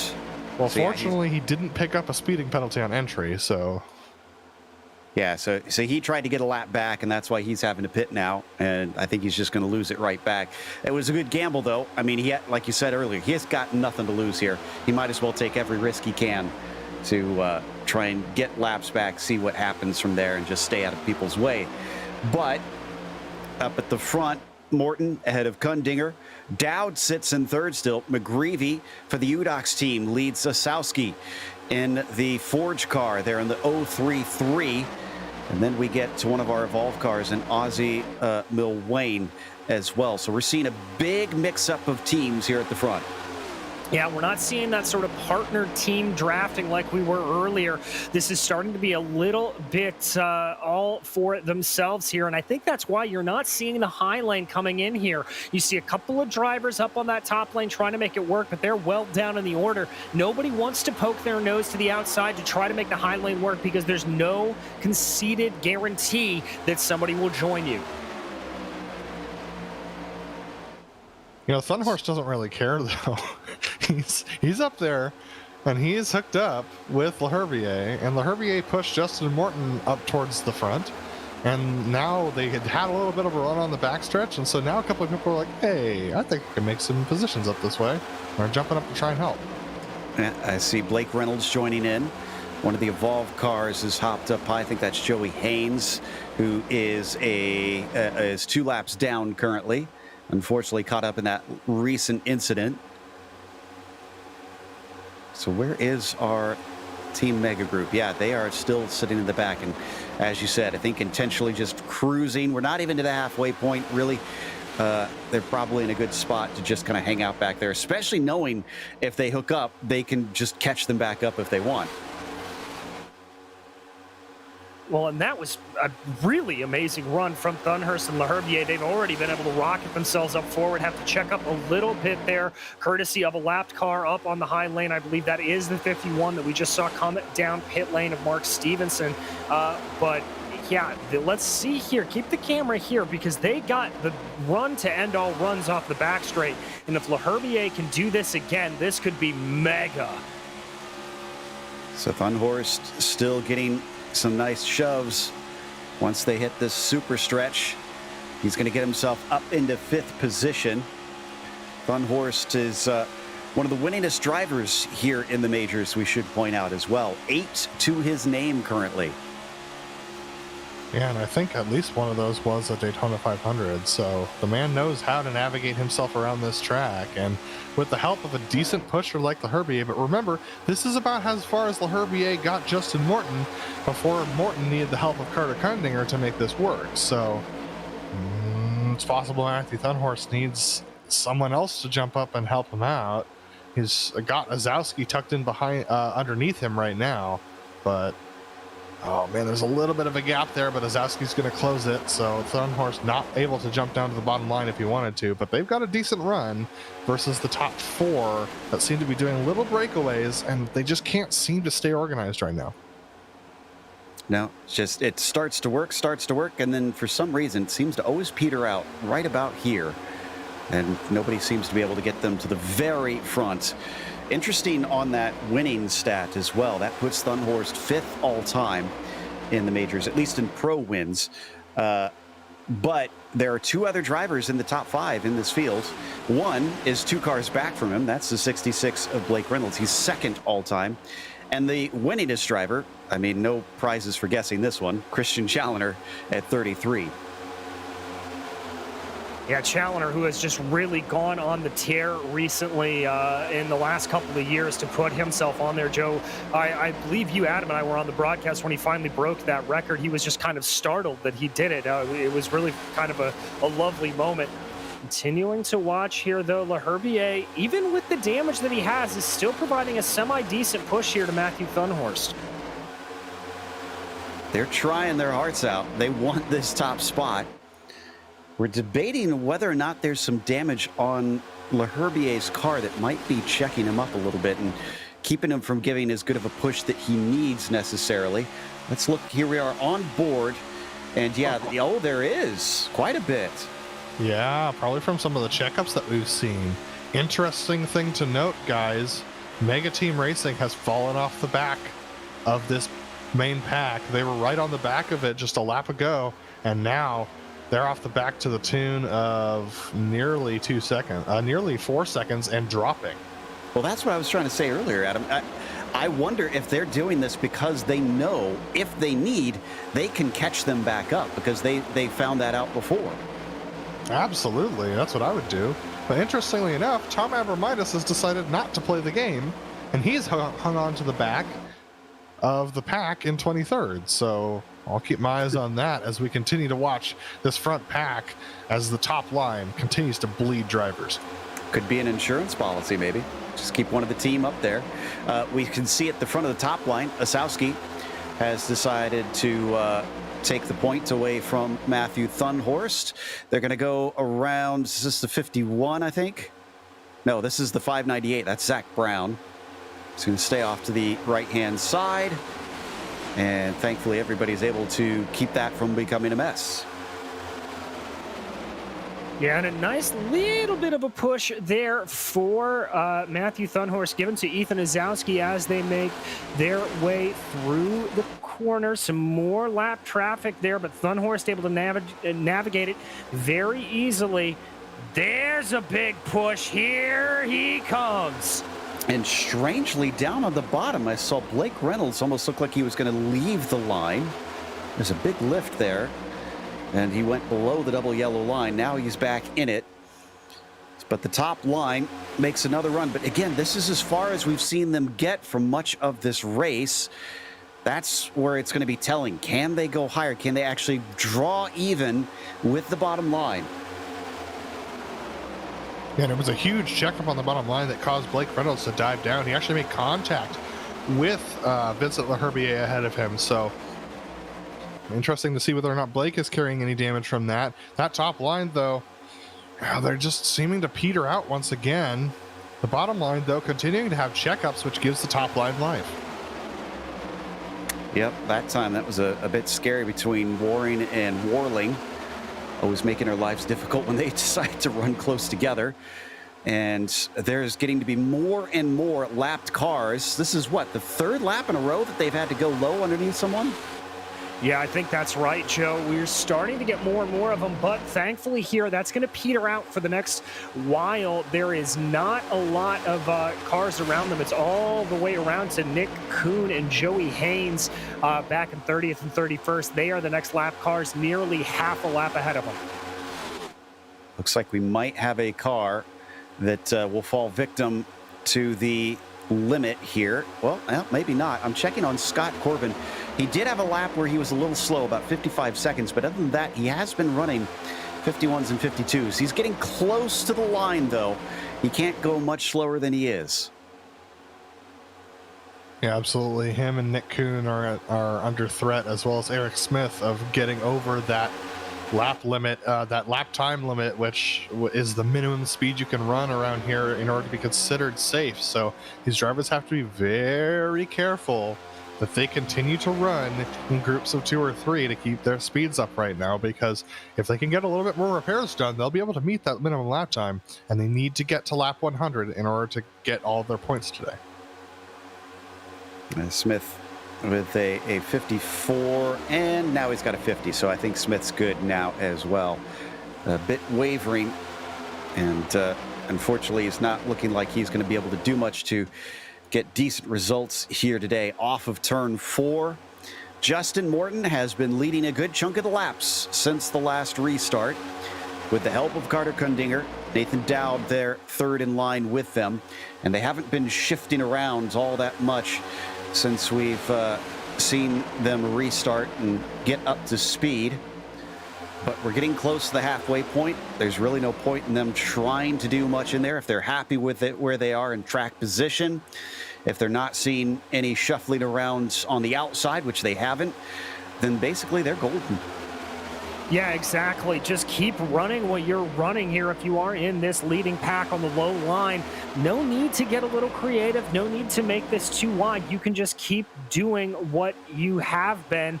And it's working out. It's not that much of a problem. Little bit of a run here for Ozowski, but not able to clear back up into that top 4. Again, they just seem like they are hitting a virtual wall here. Boy, we have had some big movers today as well. I want to give a shout out to Ozzie Milwayne in the 34, or the 14 car rather. Started 34th and is currently sitting in 5th position. Austin Espedy, a little bit farther back, he's in 8th. He started up in 31st. So it's not as impressive on the super speedway side of things, but still great to see that drivers are able to use their race savvy where they might not have the qualifying prowess. And as this top group starts to fracture a little bit, there's another group about 5 seconds back, currently led by Kevin Hill and Lionel Callisto, as they're trying to recover themselves. There you see it. It's quite a large pack full of lapped cars and non-lapped cars, as they're all trying to get themselves sorted. And I think that's the... Yes, that is. That's the Team Mega Racing drivers in that pack as well. And this pack has not been organized. They've been all over the place. I'm sure that's making some of the series regulars, which there are a lot of them back there, a little nervous. Indeed. Maybe a little frustrated, I would think, for Team Mega, as they probably want to be leading right now. But with Halleck and Hill up at the front, they're going to have to try and find a way past. They could maybe try and slot to the bottom, but not all of them will be able to get through right now, as that bottom line kind of blocking that route. Lionel Callisto currently at the front of that one there in the number 2 car. Glad to see he's been able to get back on the lead lap after his incident. Yeah, indeed, as you can see their leaders working their way around some more lapped cars there, but this second pack resolutely sticking to it. They are just so far off the back. It's so strange to see these names down in the order. That alternate fuel strategy just, it doesn't look like it's playing out for him here. And I'd start to be getting a little bit worried if I were some of those Team Mega drivers, Joe. Yeah, Joe, they lost 2 seconds just in that lap alone. That back pack running side by side is not working for them. So they're stuck behind the slow kid in the hall, essentially trying to hurry to class, and they can't seem to try and find their way through. One of them does get to the bottom, trying to figure out who that is. Now two of them, looks like Christian Challenger. Now they've found an opening. They tried to check it up intentionally, it almost looks like. Opened a space, and they're going to try and follow the bottom line through. Yeah, I'm going to try to follow it through, and then my guess is if they're able to clear that top line, they'll jump up to the top line and try to make their own little run. It'll be interesting to see if any of these other drivers around them will follow them up there and try to maybe hold on to their coattails. They're just about clear of the top line now, the 52. Yes, they could jump up if they want, but they got a lapped car up there. That is Jeff Schmeier. He's going to stay off to the side, thankfully. So will we see Team Mega? Yep, and right on cue, just about like a snake. They all weave off to the side, and I got to think that now this is probably going to be easy pickings for them. They're going to need to move because, as we've been saying, they've been losing some time. They need to separate themselves from this pack, and that's going to be hard to do on that high side. So they need to get out of there because that's been a pretty sketchy place to be. And so it's time to leave these guys in the dust, and it looks like they're organizing and doing just that. Like a well-oiled machine. They're almost past. And now they are fully clear. And there you go. Just like that, they can get back to the bottom. Took them roughly a lap to try and make it stick. And now, let's see, how much do they have to make up here? Looks like about 8 seconds to the back of the group up front. Oh, and we got a wreck happening. Oh, it's the pack wreck. It's the pack they just left. Wow. Well, that was perfect timing for them. This was a wreck between the 52 and the 2 of Lionel Callisto. So, absolutely, Lionel Callisto. This was interesting. So, it was Kevin Hill, who came down across the nose of Lionel Callisto, gets spun to the bottom of the track, and then blends back up and makes contact with Callisto again, and that's what causes the wreck. Yeah, that collects almost everybody in that little group that they had just left behind, unfortunately. And even though there is an airport nearby, the helicopter that Callisto became is probably not the way he wants it to be. Massive, massive hit. He's already taken his spare car, which means day done for the 2. The 21 of Ray Partridge, or the 8 of Ray Partridge, rather, the 21 of Brian Halleck involved, Kevin Hill, as you mentioned, and Wayne Hutchison as well. Here it is, one more look. Remember when I said that group was getting sketchy? This is what I was talking about. It didn't feel stable, and you get that sense as a driver or as a commentator when you're watching it. The group just gets all squirrely. They're weaving around like a snake. It just feels really uncomfortable, and that's when, as a driver, I'm like, I need to get out, either forward or backward. I don't care which direction, but I can't stay here because this is going to happen. And just like that, 5 cars either find themselves out of the race or having to take a spare car. Actually, kind of curious who still has theirs. If there's any of our front runners that are under the gun. Blake Reynolds definitely is. He took his. The next car up that took theirs was Kevin Hill, and he was just involved in that, so that means he's going to have to sit and stay patient. Take some repairs for him. It's just about, and the 033 missed his stall. That's Zasowski. Absolutely. Interesting to note also, Mega Racing has come into the pits as well from this, so they decided not to go through as well. So interesting developments here in the pit lane. I'm still curious as to what Mega's long-term strategy is, but I mean, they're not wrecked out yet, so I guess they're still in the game. We've seen a lot of fuel stops for the top 5. Carter Kundinger took tires. I think Asowski may have been fuel. Hard to tell. He had a 12-second stop as opposed to 11 for many of them. Austin Espedy took tires. LaHerbier took tires. Warling as well. And they are back out and rolling now. We're still waiting on a few cars to finish pit stops. Looks like Liam Quinn stayed out. trying to get his lap back. Same thing with Stevenson, Jeff Schmeier, Scott Corbin, and Eric Smith, and they're going to get waved around here. Indeed, they will, Joe. I believe also those mega drivers took tires as well. Their pit stops a little bit longer, so still opting to go for new tires. They clearly think that is the way to get around here quickest, so some very interesting strategies playing out. 8 tires is a decent amount, we have to say. So they've got a fair few left. We're almost halfway through. And let's see. Even if they took tires every single time, which I'm pretty certain is not the case, they'd still have 2 sets left, I believe. At a track like this, that's probably pretty comfortable. And since we are pretty certain they didn't take on at least 1 or 2 of those, they've probably got about, well, half the sets left. So they're just kind of using them pretty much evenly spread out as we go double file once again. And the lapped cars have been waved through. Up at the front, we haven't been giving enough credit, I think, to Justin Morton, who, yes, maybe he's not the fastest here today based on what we've seen from teams such as Team Mega, but the Forge Racing driver has been in control of this race for some time now, and that's got to count for something. Yeah, DJ, don't forget, this man finished 22 points behind Christian Challenger last season. That's the closest anybody's come to Christian in any of his championship fights as far as I can remember. That's a very, very high bar to set, and I know he doesn't like the attention, but as commentators and as people who follow the sport in this series, the major series, he's one to keep your eyes on. Even if he's not the fastest that day, the man has a way with racecraft, and that's definitely going to lead to some success over the time. Yeah, he most certainly does. And, we obviously were originally introduced to him a little bit on the dirt side. And so when we get to any dirt races, he'll be one to watch out for sure. But I think for Justin here, he needs to just keep in mind that those mega racing drivers, some of the big names in the field are behind him. So even if he can't pull off the win here, just pulling off the best result possible, finishing ahead of them, that has got to be front of mind. Indeed, and as the iRacing pace car gives way, control is over to Morton, and the green flag is out.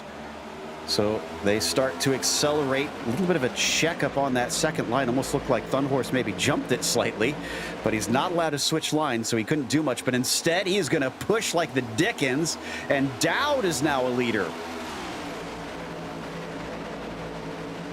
Yeah, great start for that bottom line. That's the best bottom line start we've seen all day. That top line really fragmented now into only 6 cars.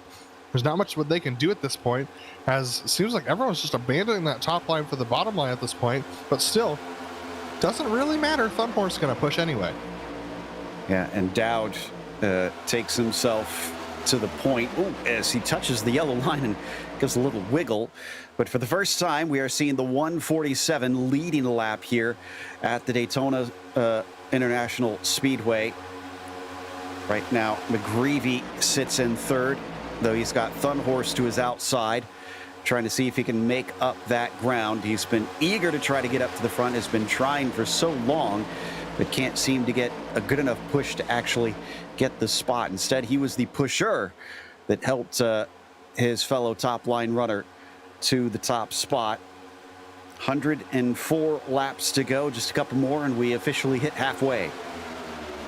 Indeed, is Justin Morton giving a little bit of help there to Nathan Dowd. You see how that gives and takes there in that low line. Everybody continuing to work, not seeing a hookup on the top line for Thunhorst and Kundinger quite yet. In the background, I saw a big clump of white. That is that mega team that are still together, but now they don't have a way to get out of trouble if they find a wreck happening in front of them. It is mostly single file, thankfully, so hopefully they can find a way through. But as opposed to before, where they were trying to just run on their own and almost looked like they checked up for a second there. Yeah, only 4 cars on the high line. We've got Thunhorst up there. We've got Carter Kundinger, we've got Azowski, and Vincent Leherbier. They're the only ones who are sticking it out on that high side. Then on further back, we have a couple going up to the high side as well. The 51 of Mark Stevenson is trying to make his way forward.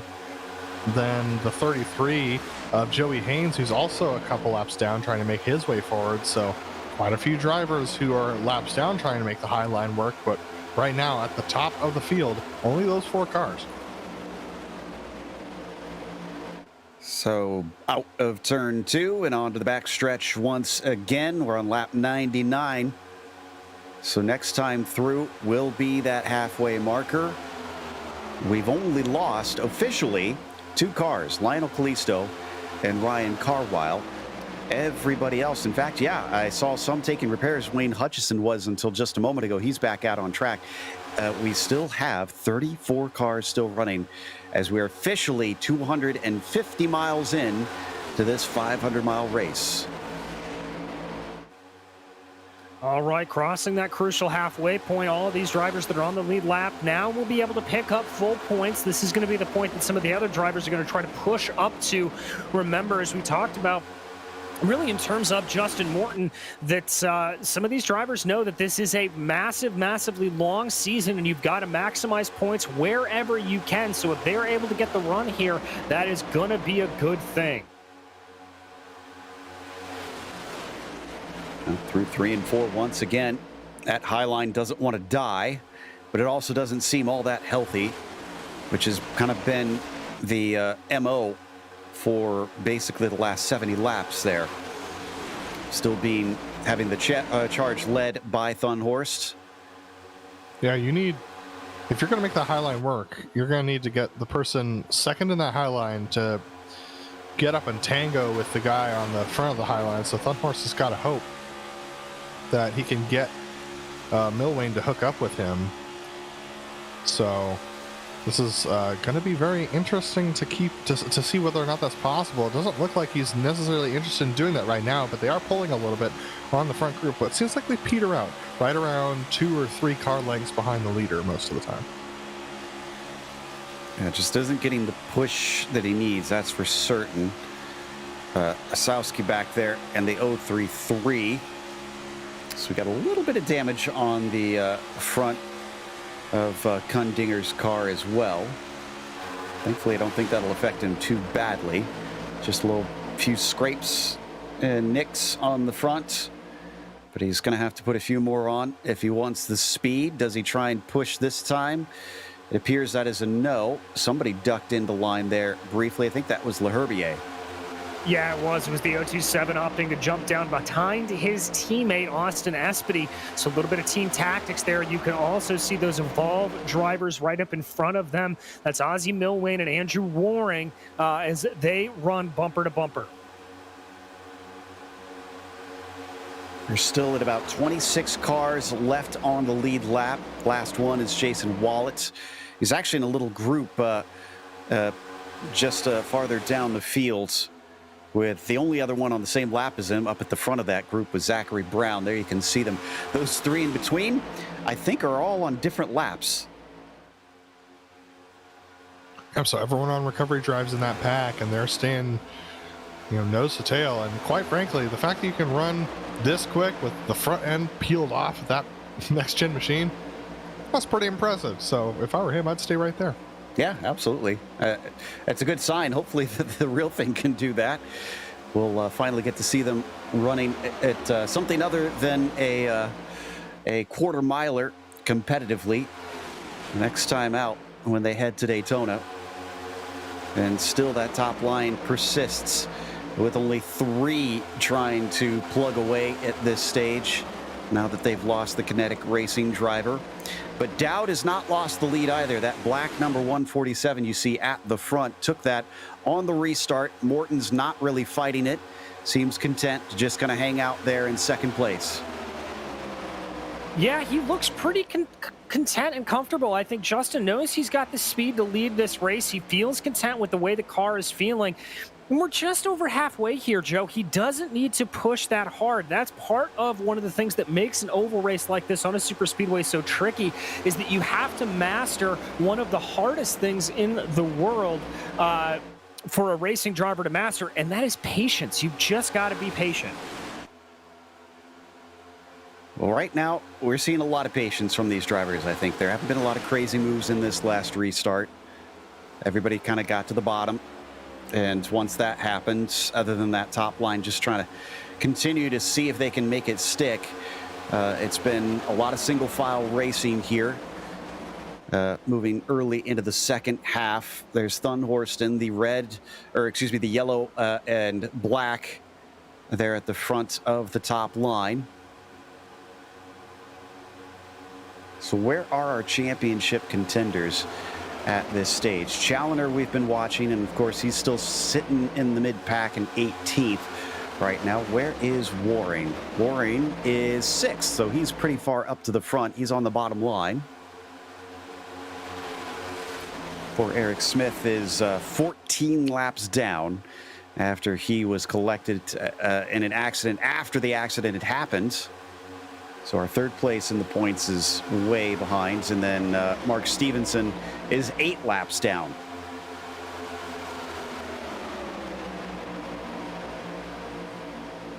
Yeah, Matthew Thunhorst just stuck up there. Nothing much he can do. He hasn't really had an opportunity to come down either, so that's been interesting. One driver I've been keeping my eye on is Mark Stevenson. He's quite a ways back, obviously. He's moved himself up to 8 laps back of the leaders, but he has been trying to side draft his way forward off the back of these Mega Racing Team drivers the entire time since the restart, and he seems to be determined that he can get himself back up to a competitive position. Now, wow, that's a big push from Christian Challenger onto Brenton Foster, trying to get them tucked up to their teammates now. But Mark Stevenson, he's been clinging to the back of these Mega Racing Team guys ever since they tried to lap him about 30 or 40 laps ago under green, and it's been working out for him.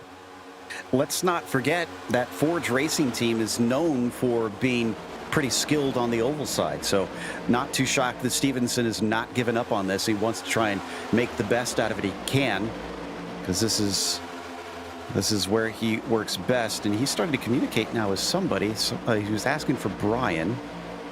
Now, I'm not sure which Brian he's trying to talk to. Probably Brian Barnes, the driver tucked in behind him. Whoa, big checkup, and that just, wow.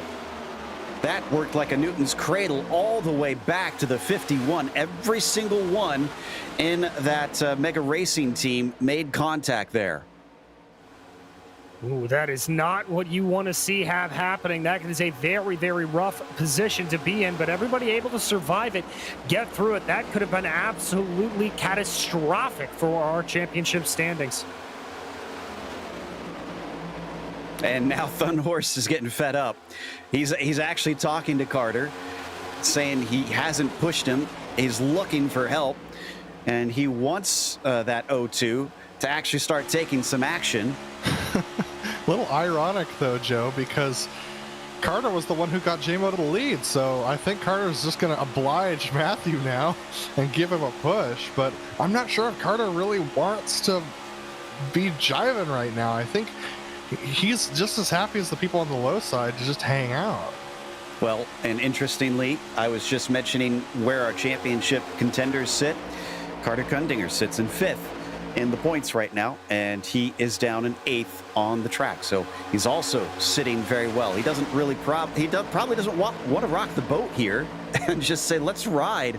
We got nothing to lose right now. We're in a good spot. Yeah, exactly. That's some of that patience there, but I think Thunhorst just wants to get a little bit more of a move on, wants to get as much going as he can. There comes another little bump here from Kundinger. He's going to be able to push him ahead a little bit, push Thunhorst ahead. That's going to get that car about parallel with P4 right now. It's important to note that Thunhorst does not have points scored in the Pro Series yet, so he really has nothing to lose right now, and Kundinger has a lot to lose being in 5th position, or tied for 5th rather. So, you know, Kundinger's at least in a top 10 position in the points. So Kundinger's going to give Thunhorst these pushes, but he's not going to take any unnecessary risks right now because he's in a really good spot for the championship.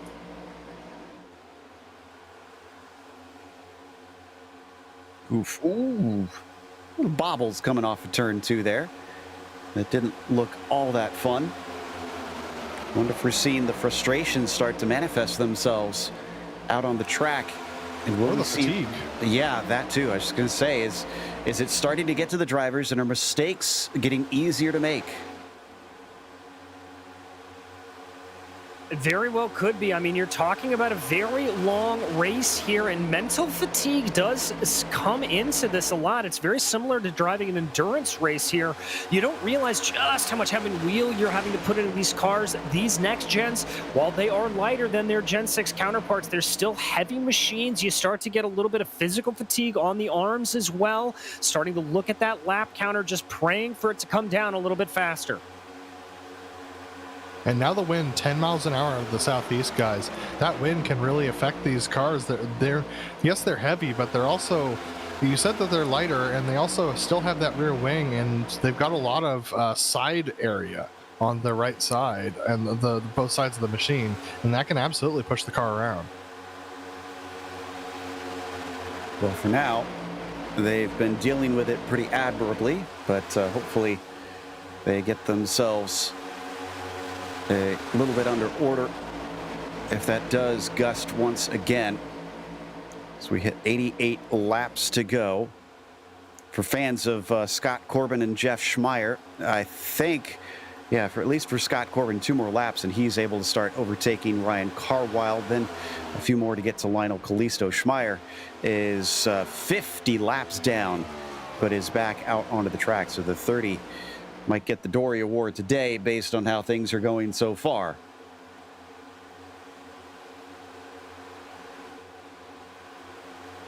So we have lap cars approaching now. Liam Quinn, Scott Corbin, and Brian Halleck, as you said, and they're all a little separated. So this will make things interesting for our lead pack. They're fairly slow on the high side. Here we go. Only 3 cars to deal with in that middle lane, so able to sneak by fairly cleanly. Yep, just going to hold to the outside, and they are through. Brian Halleck up at the front of those guys. Also, it does appear to me that the Mega Racing team is intentionally giving themselves space up to the front group at this point. They definitely have the speed to close up on them, but with clear air in front, they've been hanging, let's see, about half a second behind. Well, that may be just a little bit of a tactic here, Joe, to give them some time if something were to happen up front of them, that'll give them a little bit more time to respond. If they know they have the speed, they don't necessarily need to be on the chase right now. They can see there's a lot of movement going on in this pack. Everybody looks like they have it relatively together, but they're probably taking a closer look at some of the drivers in the back, a little bit closer than we are. Kinchlow, Bennett, Reynolds, Zazowski, those guys. And so they may be just playing things a little bit cautious. Certainly seems like they want to try and take it easy here, especially since they know they had a good chance of things. Saw somebody ducking into pit lane trying to... Mark Stevenson. Yeah. So the 51 cannot go any farther and is going to take his service. Thunhorst apologizing over the radio. Not sure if you got a little squirrely there. I was looking away from the screen for a quick second, but now they got some friends behind of some lapped cars. And now we're getting some pushing right up to the back. And Kundinger giving the shove that the 98 has been asking for. It was not quite enough, though. These guys just can't seem to break that top 3 in the on the inside line. And because those top 3 are actually going pretty quick, there have not been a ton of checkups on the inside line. So it's really making it challenging for that top line to get a move on, and especially considering the fact that we have the dog leg, it makes it really challenging for Kundinger to nestle up underneath Thunhorst, and they're actually falling a little bit further off the back now. Ooh, I think we've got a car that might not be able to make it. Wayne Hutchison has been in and out of the pits repeatedly, and I think he's trying to get as much speed as he can out of the car, and he's now parking it. Yeah, that might be day done, and instead he takes a tow.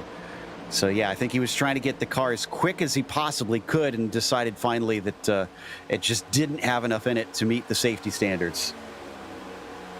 And that's a tough break for Wayne Hutchison. We've seen him do very well in some of these longer oval races before, so a bit of a hard break there for him. That'll be his day done and dusted. I do not believe he will be able to get to that, or no, he just cracked over that 100 lap mark, so he will still be able to receive points. Maybe that's what he was going for there, to make sure that at least was able to get halfway down. And the 147 of Nathan Dowd is still your leader.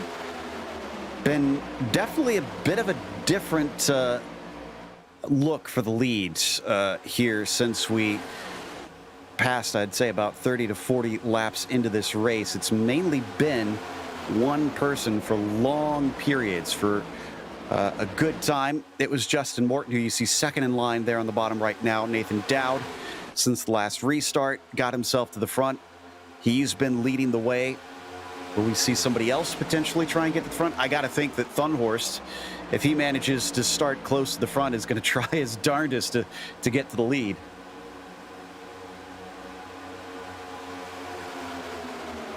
Yeah, Thunhorst definitely wants to get there. I mean, he's been on the radio complaining about Nick not being able to push him, but the top line's just not organized enough. There's not enough cars left in this lead pack to do anything with it. There are 21 cars that are left within that magical 4-second bubble of the lead pack, including the the 7 that are trailing off the back of the lead pack by about 1.5 seconds. That includes the Mega Racing drivers. So there's just not enough critical mass to make that high line work right now. But they are at least just ticking off the laps, trying to get us to the end of this race. And the more cars that are on that lead lap, when we get to the final lap, the more that are in contention of potentially taking a victory, that ever desirable crown jewel of a Daytona 500 to your name. And across the line here, this little group, there you can see the gap down to the lead pack that is looking like they will swallow them up sooner rather than later. Yeah, there's not too much time before they get swallowed up, but just kind of playing the waiting game here as we continue to go along. 80 laps here to go, and Joe, we may be getting to the point here where we start having to think about green flag pit stops as they may be starting to fire off here in the next, I would say, 10 to 15 laps potentially. Well, I'm trying to think. We haven't had green stops yet today, have we? No, we haven't. That's a little bit of a surprise considering the caliber of racing that we've seen in the pro division in years past. We've had 2 or 3 green flag pit stops in Daytona 500s past and haven't had any today. So if we do have them, I'm a little concerned because it's been an hour and a half since anyone's practiced a green flag pit stop. And I know that the drivers are struggling with it in practice. I can't imagine what it's going to feel like on worn tires, on worn brain cells. I mean, there is something really funky about coming down from doing 200 miles an hour for, 30 minutes down to 60. It really does mess with you. Indeed. It's a little bit of a check up there on the bottom line there for some of our Evolve cars. And that's going to separate things just temporarily. Yeah, we're 28 laps in on this stint.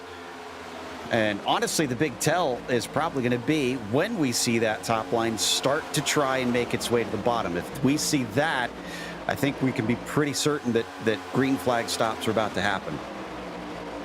I think you're probably right on that, Joe. We'll have to see if these drivers opt to do it, what they decide to do, or they could try to wait it out a little bit more. And this is where some of the drivers in the farther back in the pack, the ones that aren't leading, I think Matthew Dowd is going to be definitely using a lot more fuel here than anybody else will be. Obviously running out front, cutting that air. Guys like Justin Morton, Brian McGreevy, Ozzie Milwane probably able to save a good couple of laps here. They'll be able to take less fuel in their stops. Thunhorst again getting on the radio, just a little bit irritated at things currently, wanting to get more pushes from his friend behind him, Carter Kundinger. Carter did oblige once again and started to push him, but We're just not seeing a lot of eagerness from that 0-2 in this situation. I've got a pack coming up that the leaders are going to have to pass. This is featuring Joey Haynes, Jason Wallach, Jeff Schmeier, Nick Kuhn, Eric Smith, the guys who we talked about being off the back. And this one's going to be a little bit hairier. It's a group of 6 cars, and this could absolutely make things complicated because it's a group of 6 cars on the high line as well. So this is going to be the first real test of their 3-wide acumen today. And this could be a real challenge if they're not careful. We've had the Mega Racing Team folks come into the pits as well, so they're trying an alternate strategy again. And getting some radio chatter now so that they're aware that they're coming. Oh, most of them got the message. Now it looks like all of them did. And they move to the high side to be lapped. And now again, well, actually, you know what? I was going to say, I'm not sure about this idea from the Mega Team, but I guess this is where a caution is a big vulnerability with a lot of cars having to be lapped at once. So if they've just finished their stops, they don't need to come in. Will we get through? It's a little tight coming through the tri-oval. So far, so good. You can absolutely feel the side forces in this car, DJ. It's really close. Yeah, it's very, very tight there as they just try to get up onto that high side, make this easy as possible. Oh, very close there with the 58. Oh, my goodness. I don't know how they got through that okay. And, well, Carter Kundinger has had enough of that. He is going to abandon that high line for sure now. Look at what the side draft did to that high line. It is dissipated. It's gone. Just disappeared. Little tweet from Carter as he goes by Matthew Thunhorst, and Thunhorst absolutely just being thrown off the back of this group. Oh, Carter apron there, able to recover. Who was that? That was this is pit stops. This is no, Smith. I was talking about it through the infield. That was I believe Brian Bennett, who ended up going in down below the yellow line by accident. Oh, I had missed that completely. There still are some clingers on the high line, just trying and hoping that one day this is going to work, but it's so far just not been doing what they want it to. See, looks like coming off of there, Nick Kuhn is now rolling. By the way, the Mega Racing Team is out and ahead of the leaders, but it's a little closer than what we saw last time they tried this strategy. So they're going to have to start hustling. I'm not too worried about this for them, but yeah, you can see the distance on the cameras there as that wide shot showed you just how close they're getting. Yeah, very, very close to one another. And interesting here for Thunhorst, he's now got some pushers in the form of Brian Halleck and Mark Stevenson. They're a lap down, but got a car on the apron. This is going to be interesting going into 3 and 4. That's Jeff Schmeier. He's just getting up to speed after his pit stops. This is probably the polite thing to do for him because he's currently 35th and 52 laps down from the leaders. Yeah, so he's just trying to make sure that he doesn't cause any more problems than he needs to. But wow, how about that?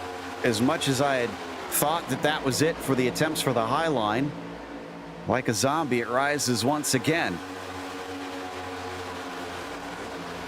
Yeah, coming back into play here a little bit now with those lapped cars. It's funny sometimes how that works out. You can see the 21 already onto the back of Thunhorst, trying to give him as big of a push as he can down that back straightaway, building up that speed a little bit as they continue to go along. But we are 35 laps into the run. We should be seeing pit stops pretty soon, shouldn't we? Yeah, I would guess in the next 5 laps, we're going to start to see pit stops from these leaders. And so that question goes back to what kind of lap times are they pulling? They're a little bit more competitive this time around, still 2/10 slower than the Mega Racing Team, but this lead pack is a little quicker than they were last time. And Forge Racing absolutely formed up right behind Thunhorst on that. Oh boy, they did. Oh yeah. Wow. That is an army right there. You know who's a Forge Racing driver who they're not formed up with? That's Justin Morton, who's still on the lead lap versus all these guys. Well, Mark Stevenson I mean, yeah, these guys aren't on the lead lap with him. Well, gosh, if they've got speed, though, Morton is probably the best position out of any of these teams, because for the others, everybody still has that little bit of incentive that they want to win. If he's got everybody else a lap down, it's basically everybody rally around the 9. I'm surprised Justin didn't go high there in front of Thunhorst, because I think he has an opportunity to take the lead here if he wants it. If he just jumps in front of Thunhorst and leaves Dowd out to dry, DJ. Yeah, he certainly does, but he doesn't look like he wants to. But I think what he is going to do is get to the back of Dowd and maybe think about pushing him a little bit. There is that big nudge that Thunhorst has been asking for this entire race. They've finally been able to break that invisible wall, get themselves up alongside Justin Morton. Have they broken the glass ceiling here? Is this going to be the lead for Matthew Thunhorst, who's been trying and trying to do so? Not this lap by, but he is finally even, and he's got good momentum, but they start to break up a bit. And now a lap car on the high side as well coming up for these guys. This is going to be a little sketchy. He's a little low on that line, so they're able to clear him just fine. And now the 51 with a good push to the 21, who should be able to get to the back of Thunhorst. Thunhorst might be clear as they come onto the front stretch. Ooh, that's a big if. There's the shove. The 21 hooking up definitively. Does Thunhorst abandon is the question. No, he's not clear. Will we see Halleck be able to push him ahead by the time they get to the line? He's got just a nose up. And yes, indeed, finally, after so long of trying, the 98 at least leads a lap. But now the next thing to do is to get ahead and be able to get to the bottom, and he does it immediately. Does it in the middle of a push. That was a bit of a risky maneuver there for him.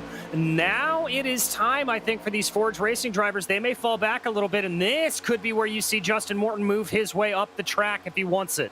I heard Zachary Brown saying he needed to get to the bottom line, so it's possible that Zachary Brown's going to come into the pits this time. A little bit of contact from behind from Liam Quinn, but I think it's possible that Justin and Zachary might be coming to the pits this time. Let's see what happens. There you see Zach in the 598, and he is, but nobody's going with him. He is a lone horse. And he speeds too and spins. Oh, he saves it. Caught it, but I got to think that's going to be a speeding penalty for him. Finds his way to his pit stall. Yeah, speeding penalty. Too fast entering. Well, that went from bad to worse in a hurry. And on top of it, he's not going to have anybody with him. His best hope is a caution before the leaders get back around to him. And now we're hearing lots of drivers saying they're pitting in. Thunhorst said it. Morton has gotten on the radio clearing that up. Oh, boy. Holy smokes. The 84 on the bottom side, or the 44 of Lynn Kitchell, I believe. No, it's 114 of Jason Wallet. Almost lost it going through turn 3 on the apron, but now we got the cars coming in. Thunhorst leading a pack. Much more tidy than what we saw last time in. Nobody spinning out. So, looks like they should be clean unless they go by their pit stalls. I'm watching them as we keep the cameras on our lead pack, and it looks like everybody hits their marks. So here's the question. Where are they going to come out in regards to Tom Abramitis and his pack of Mega Racing Team folks? There we see them going around a lap car who stayed low versus high. That was Jeff Schmeier, unfortunately. And so now as we see Matthew Thunhorst coming out of the pits, it's not even close. Oh yeah, if they are going alongside him out of the pit exit, that he is going to get crushed here. Wow, and easily by. Goodbye, Dowd and Thunhorst. Whew. And this is what they've been banking on this whole time. Finally, the strategy came to fruition. They just needed these long green flag runs. And at the front of them, Abramitis carries the flag.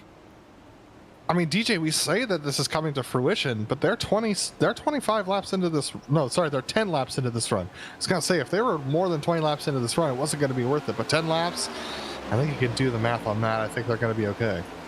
I think they will too. The only real question is going to be is if we get any other yellows that catch them off guard that could potentially throw this proposition out of whack, as the rest of the drivers looks like LaHerbier, Kundinger, Reynolds, Kirby, Espedy all coming down pit lane. And bad news for Espedy. The 7 car sped into pit lane. He's got a black flag. He's going to serve a penalty and will lose touch with his Kinetic teammates.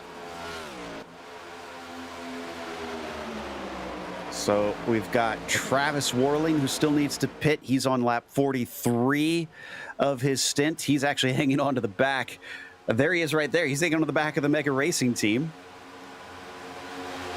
So Tom Abramitis is just now going by the people leaving. Brian Bennett's the only car who has not come into the pits. So there goes Abramitis up to second. Now I've done the math. Mega Racing team can make it to the end of the race on 2 more stops. But that will only take them to lap 202, so that does not cover them if we get to overtime. And we have 2 chances at overtime. So they're going to have to hope, believe it or not, this group is going to have to hope for at least 1 more caution in order to get them to the end safely. Well, we saw a few drivers do 45 laps, though. Yeah, and I was doing the math based on 43, which would be Tom Abramitis in the front of this pack. True, yeah, they are going a lot quicker than what we were witnessing. And Warling finally comes in. That's going to be the last one. So he's the best position on fuel. Up as he overshoots his stall. Well, he's unfortunately not going to be with that group again. But he might be able to come out alongside some of the others close to him. No, excuse me. He's going to go a lap down, I think, actually. Yeah, I think he will as well, Joe. Looks like the way that they're coming around right now, he will be going a lap down. So a team made up of iRacing staffers and a black belt, or a black stripe, leading this race right now as a pack of 4 drivers, just the 4 of them. They're turning 46 fours versus Dodd behind, who's doing 46 5s. It's tight, but Mega Racing team does have the advantage just slightly right now. Okay, so as the drivers that have now made up our lead pack of only 4, they have a gap way down to Dowd of about 5 seconds. Actually, more like 6 seconds to that 147. There you see, this is now the second pack as opposed to what we saw before where that was the lead. For some reason, they've dropped the Evolve team, Andrew Warren and Ozzie Milwane. Not sure what elicited that. Now, they're a little ways behind. Zach Brown and Mark Stevenson are also behind them in a pair, and we're starting to get a top line going once again. And guess who's leading the charge? Thunhorst. However, he's got Morton with him. Morton is going to hook up, and that actually leaves Dowd behind in a hurry. Yeah, they really got to move on there around him on the high side of 1 and 2. And there is a big push from JMO on the back of Matthew Thunhorst. They want to close this gap to Christian Challoner as much as possible. Yeah, this is great racing from Justin. He's very stable as a pusher right now. Of course, I'm going to jinx him as I say that. But he's really giving hard shoves to Thunhorst. I think this is what Thunhorst was looking for the whole time. And careful, McGreevy. Don't push the pusher there. It's can be really tempting to do so, but leave that for the last couple laps.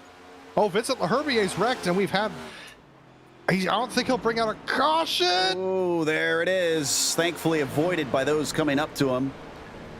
The 027 drifted down to the bottom in time, so he was well out of the way. Oh, and this was pushed by his teammate. This one hurts. Yeah. I wonder if there's a lack of communication or just not expecting the checkup in front of.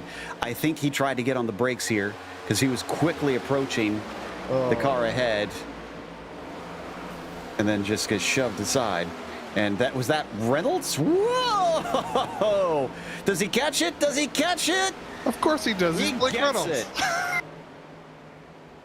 Nicely done. All right, Blake. Here's your time in the spotlight.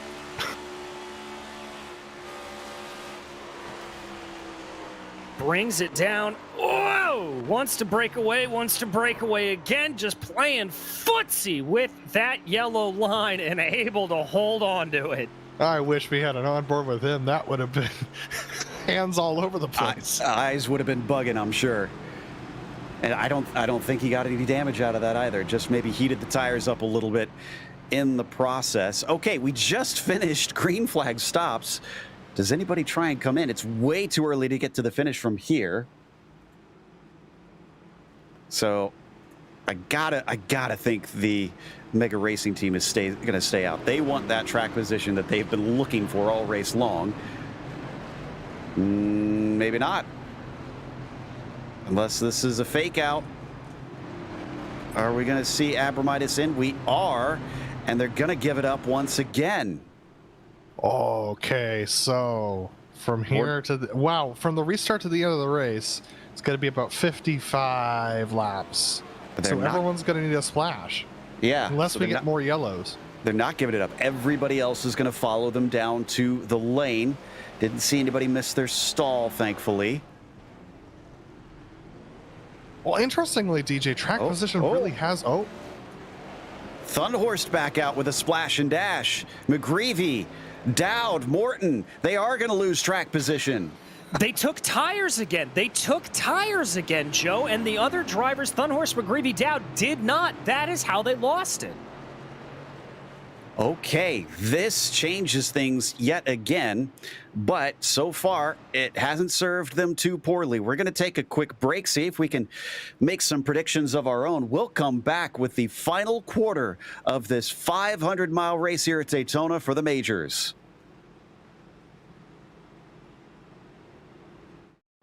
This is iRacing, the world's premier online racing game. iRacing puts you in the driver's seat to experience today's newest form of competitive motorsport, virtual racing, all from your home PC.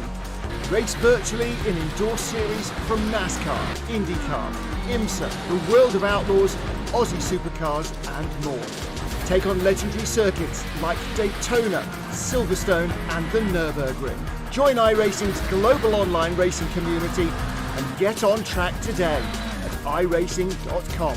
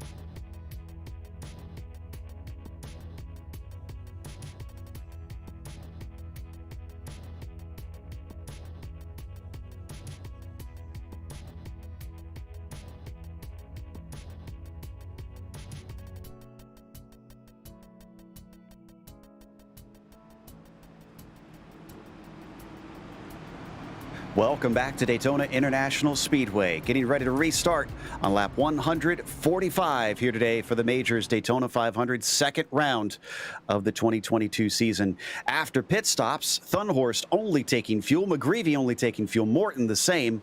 They are back to the front and the Mega Racing team slips backwards, whereas they have been the fastest cars on the track for much of this race. Green flag waves, and they start to accelerate. This was our fifth caution that we've seen today. So it has not been plagued by them, but they have only just had their first green flag stops during that last run. So otherwise, it has certainly been split up by incidents.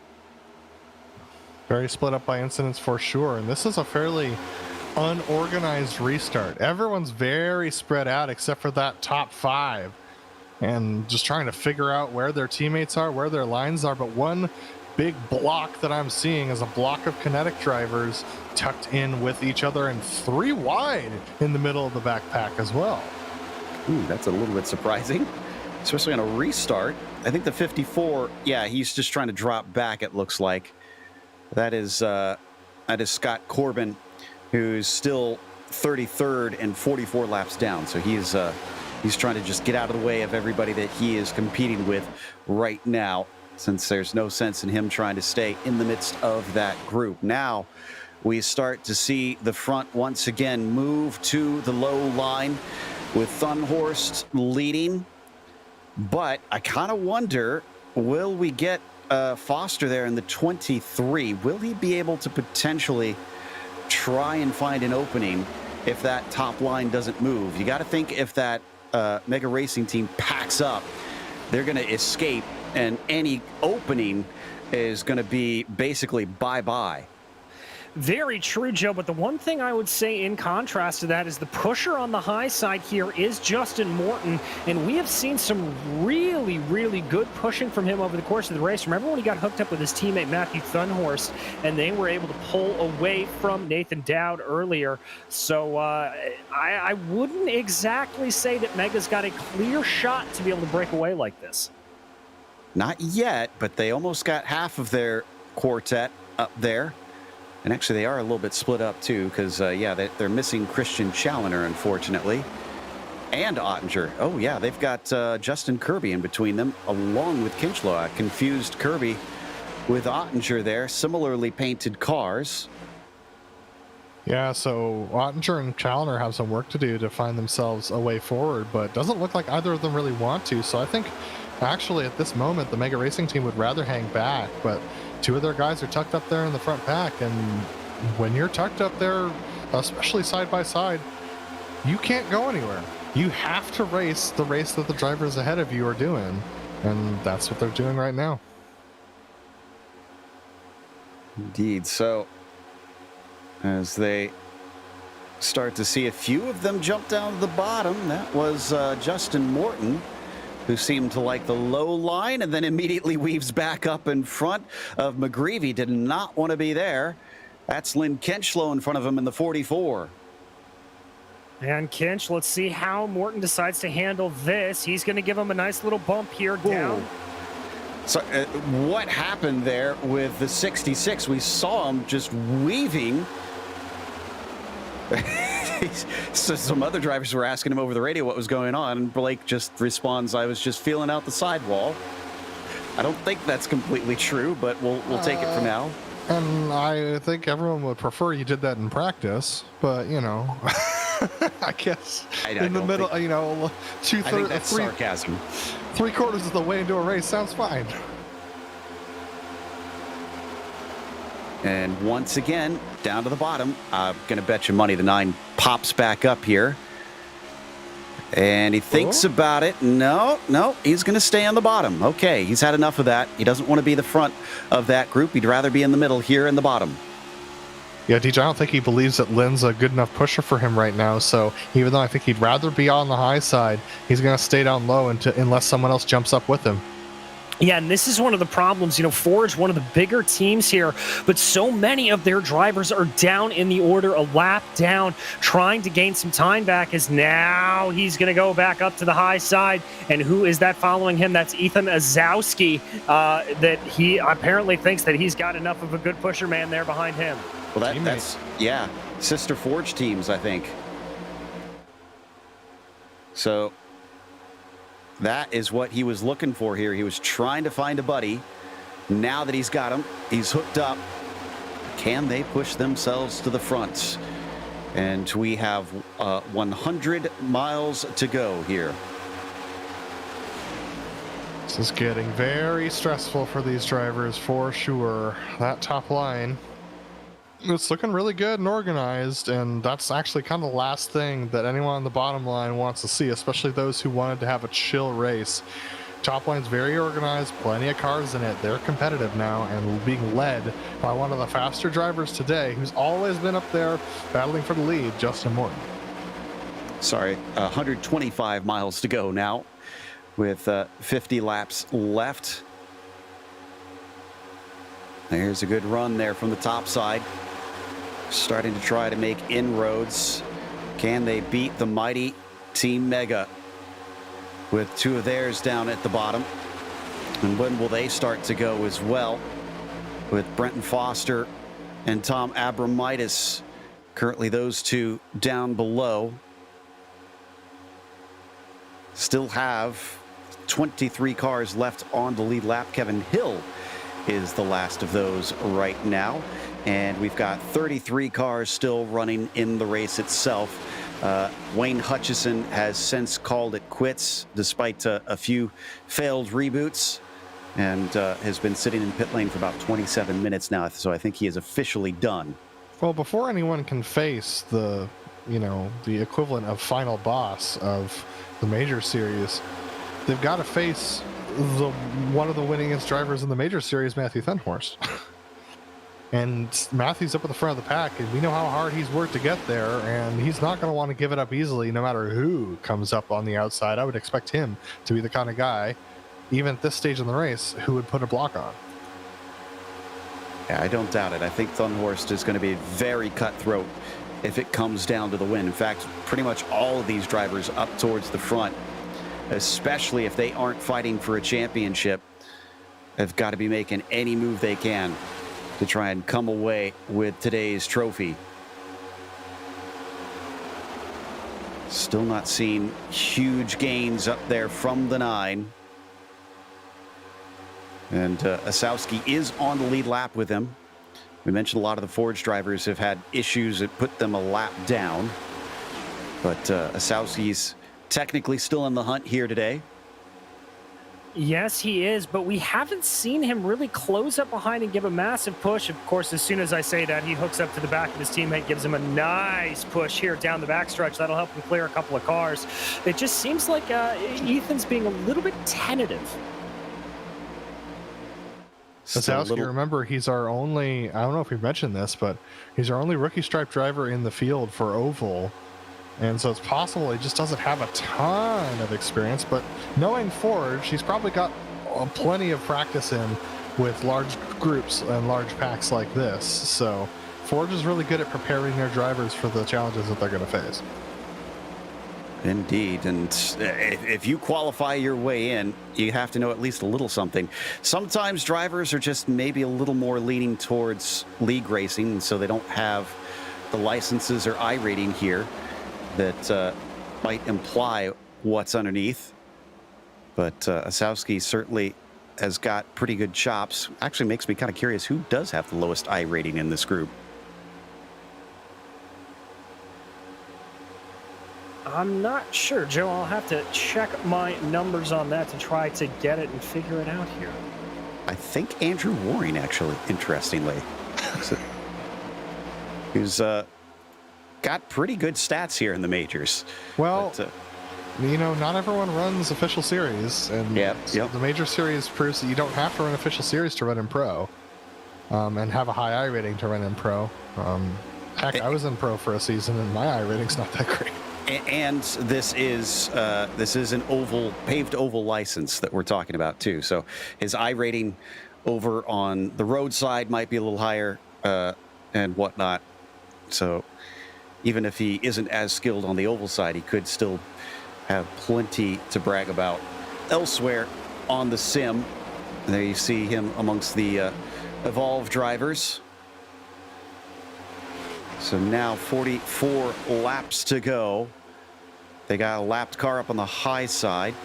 That's Eric Smith, currently running 31st, about 16 laps down from the leader. Everybody knows the drill at this stage. They're going to get underneath, and that was no drama. None at all. These drivers just very, very calm here. I keep waiting, Joe. This feels like we are just ratcheting up tension. It feels like the fifth act of a play, just waiting for the fireworks to get going. Of course, the screenplay writer would make that comparison. As, well, of course, I had to go there. Yeah, we are actually, I called it prematurely, we're getting down to the 100-mile mark to go, 40 laps left. So it is going to be go time here pretty soon for the drivers. And if we stay like this, we could get green flag stops that may make a big difference in how the contenders wind up in the finale. That's what I'm thinking, Joe. If I'm Mega Team Racing, I've already done this 3 times today. Why not just come into the pits now? Set yourself up so that you're good to go on fuel to the end, and maybe take track position advantage if a caution comes out, in the next couple laps. Because right now, all you need is fuel. You just hop in, get some fuel, because they took tires this past stop. So hop in, get some fuel, run faster laps, and then if everyone else pits under green, you're ahead of them. If everyone else pits under yellow, you are still ahead of them because they come into the pits. They elected not to go in that time, as we rode on board there with Challenger briefly. So they're going to hang out for just a little bit longer.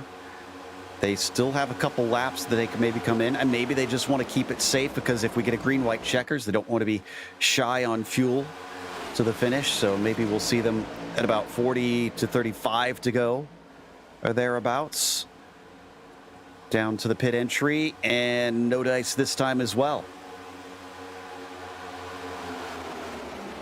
I mean, it definitely is a gamble, DJ, to make that strategy, but they've been making those gambles all day earlier, and it hasn't hurt them that much. It did hurt them on that first cycle of pit stops, but everyone seems very comfortable right now. I mean, Justin Morton's just hanging out with his teammate up top, followed by 3 kinetic drivers and an evolved Sim Sports driver, so everyone looks to be riding around very comfortably. Plenty of time to think and talk about strategy among your team. Also, look at Dowd here. Dowd's starting to give the hurry up to Thunderhorse. That was a big push down the back stretch.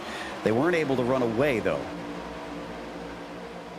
No, they were not. And to your point, Adam, I think because of them getting caught out on that first one, it may be just sticking in their mind a little bit more to try to be on a little bit more of conventional strategy. We've seen that they have the speed. They can stay back here. They can loiter back and just save a little bit of fuel in this position, wait until the pack pits, do anything like that. This just seems like the safe call here for these mega guys, and I think that's the right call. 100 miles to go, and another big push there from the 147. Kundinger, who has been less inclined to push a whole lot here in this race, is staying close to them, using that slipstream to try and stay tight behind the top 2 in case he does need to try and make his own little push, needs to make a go. Looks like the Forge drivers gonna have another run up on the high side. Morton and Osowski starting to gain a little bit. Yeah, absolutely. They're both showing nose to tail. Osowski being very conservative right now. He's not really pushing Morton that hard towards the front. I think they know what we know, which is that Thunhorse is going to fight for that lead with, everything he's got if he's challenged. And so, good push that time through over the backstretch. But, man, these guys... yeah, looking very comfortable right now. The 7 of Espedy made a quick jump down to the bottom, so Kinetic wants to try and get their way down there. They're thinking about pitting. Yeah, I was going to say, I'm kind of surprised nobody else, honestly. We've been talking about Mega, but everybody else has the ability to try to cover this off and get themselves to the finish, especially if they work as a team. Well, yeah, you got to be confident that your team can push that hard and go that fast. That's not easy to do. Thinking about the green-white checkers as well. We're down to 37 laps to the end. You probably need 6 laps buffer on fuel for just in case both green-white checkers end up happening. That's what they have, though, by now. Well, because let's see if anyone comes this time, then. Yeah. Okay, then. Let's see who's doing the backward math, and it's the Mega Team. Who would have thunk? Not all of them, though. Bringing along Lynn Kinchlow. Nope, it is all of them. Ottinger goes, right. Challenger goes, and Ryan Steele. No black flags either. Everyone was good on pit entry, so... all right. The game is afoot. Anybody miss their stall? Everybody's picture perfect down into their square. So up at the front, Thunhorse leads Dowd, leads Kundinger, and the top line is trying to catch up to them. Fuel only for all of our pitters as well, so all right. The game is afoot. There you go. And now they try to pick up speed before they get run down by the leaders. It is looking like it might be a little bit tight because they were pretty far down the order this time. And those valuable seconds are important. Did Blake Reynolds get a black flag, and what for? Yes, he did. That was for speeding on unsafe pit entry. Oh. He went into the grass, and yeah, he was too fast entering and went into the grass on the entry, and ends up in the box, and he's going to be there for 45 seconds. Just what a day it's been for Blake Reynolds, and for an area that's supposed to be his specialty. It's just been not going his way at all. Yeah, this will be a race to forget for Blake, unfortunately, as we get some more pitters coming in this time. All of them not on the lead lap. Good news for fans of Mega Racing Team. They are out and rolling and far enough away that they are not under threat from those behind. And now pushed up as a 4 too, Joe. Yeah, now I would be absolutely shocked if they pitted if we do get a caution between now and the finish. So this is what we kept thinking that they were doing, looking for that track position. And this time they have reason to try and keep it. Yeah, for sure, Joe, and we'll have to see. Remember, the last time they were in this position, they were able to be running down in the 45s, just absolutely cooking off the fast laps. So they may be able to catch up here a little bit more. Good strategy for them. They've got clear track, and they're able to run. We've been getting a lot of cloud cover, too, cooling the track down a little bit. Haven't talked about weather a whole lot since it's been, honestly, pretty middle of the road. And it hasn't been making a lot of swings and roundabouts in terms of temperature. Just the wind speed that we've been kind of keeping half an eye on, see if that's had any sort of effect on the drivers. Up at the front of the high line, looks like Kundinger now gets the push from the 9 of Justin Morton. Anybody else in this time? No takers. Interesting. So keeping our eyes forward for that for sure. Last time around, Challenger and Group doing a 46 flat. What on earth? Turn the wick up. Time to go. By far, some of the fastest laps we've seen today, a 46 flat. So yeah, they're going. Trying to see what our fastest lap actually is. Thunhorst has run a 46.008. So there have been others that have been able to get close to that. I have to try and find who has gone under that. We're hearing Brian Halleck has the fastest lap right now. A bit of a pointless stat, especially to super speedway, but good reference to see where everybody sits. And also how fast we're going versus the fastest pace we've gone over the course of the day. And that is important to know because that lets us know how fast the drivers are going and like whether they're pushing as hard as they can or not. And the answer is, well, Mega Team Racing absolutely is pushing as hard as they can. Indeed, and yet we're still not getting the leaders in. Well, let's watch this time as they got more lapped cars going 3 wide. And we are clean through on that one. I see a kinetic car, 2 kinetic cars. Liam Quinn and Austin Espedy coming into the pits. Looks like Leherbier is going to join them. He's 2 laps down. He plays the supporting role here for the remainder of this race. Yes, he does. Looks like all drivers able to get down. I don't see any black flags coming out for him, so I think they're all safe on pit lane, waiting to come to rest in their stalls. And they are clean. It looks good. So another big push all the way down the backstretch from the 147. He's got to hope that he doesn't overcook the car, though. Look how close he's even following in the corners here. Yeah, he's getting very close to the point of, yeah, being a little scared of that, because you can see how wobbly he's getting in the corners. So very, very interesting for sure. And backed off a little bit there after the tri-oval, so that should have given him some needed air. But yeah, the longer he pushes, the more at risk he is of the engine temperatures creeping too high. And we've seen at least one car expire so far because of that stuff. So it's not out of the realm of possibility, even though it's not a terribly hot day today. Exactly. We talked about that 71 degrees out on track right now, out in the air right now, Joe.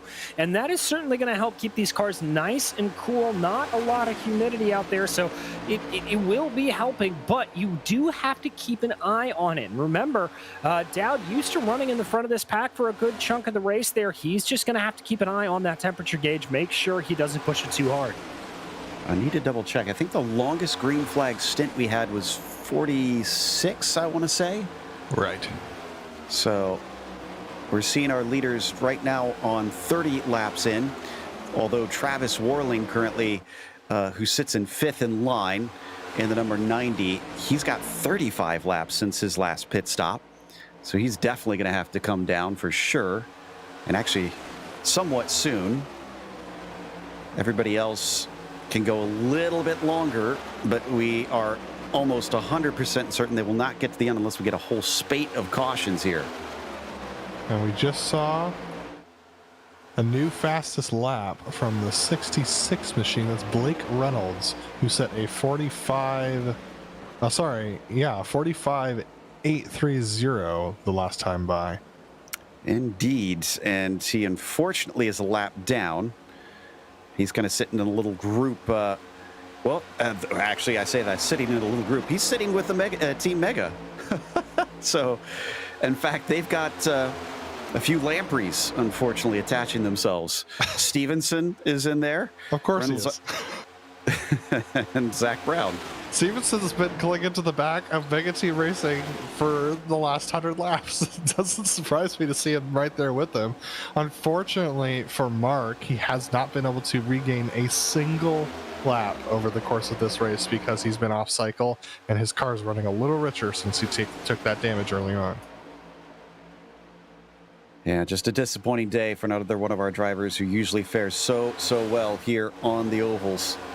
And Joe, this ain't working for the lead group. They're all single file and they're running fairly organized, and you know, Dowd's pushing as hard as he can, but they're doing 46.8s versus the Mega Team Racing Group's 46.4s. So that's 4/10 right there, and it can be even wider depending on the lap. Yeah, they're easily going to be swallowed up. I mean, by the time they take stops. And that's when I'm Justin Morton, I'm Ethan Azowski, I'm a Forge Racing group. I have Forge Racing team members in that group with the Mega Team guys. When do you call your teammates and say, hey guys, I know this seems weird, but you got to come? Yeah, you're right, because let's remember that Team Mega iRacing was in the middle of that pack. So yes, they've gained some time since then, but there's a shot maybe if they pit now that they could at least be within that slipstream range. But the more laps that go by, the farther away they're going to be. So we come across the line. We are now 25 laps to go. And DJ, I'm seeing Ethan Azowski off a 4 get real loose. So you know what that tells me? That tells me he's losing those rear tires due to heat. Yeah, I think he was just trying to ride that car a little bit too hard on the high line there. Getting loose again, that car trying to walk up the track a little bit. That's got to be very, very scary. You don't want to have to be taking tires here, especially under green flag stops. You do not want to lose track position with this few of laps remaining. Sounds like poor Zach Brown is going to go a lap down as he's getting a penalty for speeding on his way into pit lane. Nobody else coming down in amongst the front group. I don't know if they have a strategist on the box, but they do not seem to have their eye on their thumb on the pulse here, because this is just going away from them lap after lap. Absolutely. For example, the Mega Team Racing Group, when they came out of the pits and they got up to speed, they were 34 seconds behind our leader. They are now 30 seconds behind our leader. They have gained 4 seconds over the last 10 laps. That is a lot of time. Yeah, that's way too much to try and make up. They have probably been dropped. So now they've made their bed, and they're going to have to lay in it. They have to essentially hope for a caution here, and that was a big wobble coming off of turn 4 from the 147 of Dowd. Half of these guys are going to need tires, DJ, but you can't take them under green flag pit conditions, which makes pit entry absolutely terrifying in these next-gen machines. It really does. These guys are going to be under a whole lot of pressure to get the car woed up and not have an incident coming into pit lane. They are going to have to just use every inch of their cunning to make sure it's okay. Not sure who that was who drifted way up the track there. I believe that's McGreevy. It is. I think he was trying to get with his teammate, and he tried to find a space ahead of the Evolve car, the number 3 of Waring, but he couldn't get in time. Well, this is bad if he was trying to pit with his teammate and Travis Warling. Now he finally finds a spot in there, but just barely. Yeah, Travis Warling just ticked lap 42 himself. The 90 has got to come in, if not next time, a lap and a half from now. Yeah, this is very tense moments here, as many of these cars have not seen fresh tires for upwards of 80 laps. They've got fuel, but they don't have tires, and those rear tires have been through 3 heat cycles at this point with the 3 cautions we've had over that span of time. And they're really starting to feel it coming off the corner. Zowski coming a little bit up. Yeah, he's loose. You can tell. Big checkup this time. Oh, Morton, can he save it? He's got it. Somehow the 9 held it. And that tail was everywhere. Brian McGreevy with an apology on the radio. Joe, I think that was a combination of an apology and a good save, Justin, as they came around. Brilliant stuff there from them, and here we go. We just heard Thunhorst coming in on the radio, as is Justin Morton. The time is now. But I'd almost argue the time has passed. This is almost a foregone conclusion if we stay green. Absolutely. And it's going to be which of oh my goodness, racing, everybody diving in, and they're going to send it as deep as they can. No! Oh no! Contact between Dowd and Thunhorst. They're able to stay pointed forward, but that has got to put some big damage on the corners of the cars. And just a little bit of damage in the back as well between Zowski and McGreevy. Not nearly as egregious as we saw up front, but just a little bit. Where is Abramitis? He's just coming off the corner. Looks like Nick Ottinger. No, Foster is the leading one here in the 23. He's absolutely gone. Wow. Good night. This is going to be half a lap, Joe. 23 is your new leader. Ottinger sits second. Abramitis third. Challenger P4. After that, Foster. Okay, so there we go. I was a little bit worried about Zachary Brown. He's not staying all the way to the high side. They're trying to side draft these guys into slowing down, maybe possibly to hold him up for his teammate Justin Morton. Nothing doing. These 5 are too fast. yeah, Thunhorst still not fully up to speed and actually doesn't even have a partner with him. It's Justin Kirby behind him. They somehow managed to get out of the pits pretty quickly despite probably some damage. Oh, nope, Kirby's going to have to abandon him. Kirby's coming in. Does he have a black flag? Yes, he does. Yes, he does. Oh. And that leaves Matthew Thunhorst with one person, actually.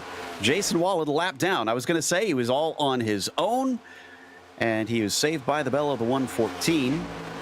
But I don't think Wallet is particularly fast right now. They're going to need more drivers than that to hook up. So here's an interesting note. Blake Reynolds, you know how we were talking about how it wasn't a good day for him?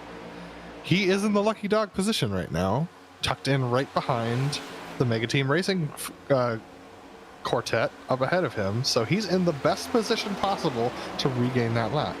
Well, he needs that luck to turn around if he's going to try and get back on the lead lap.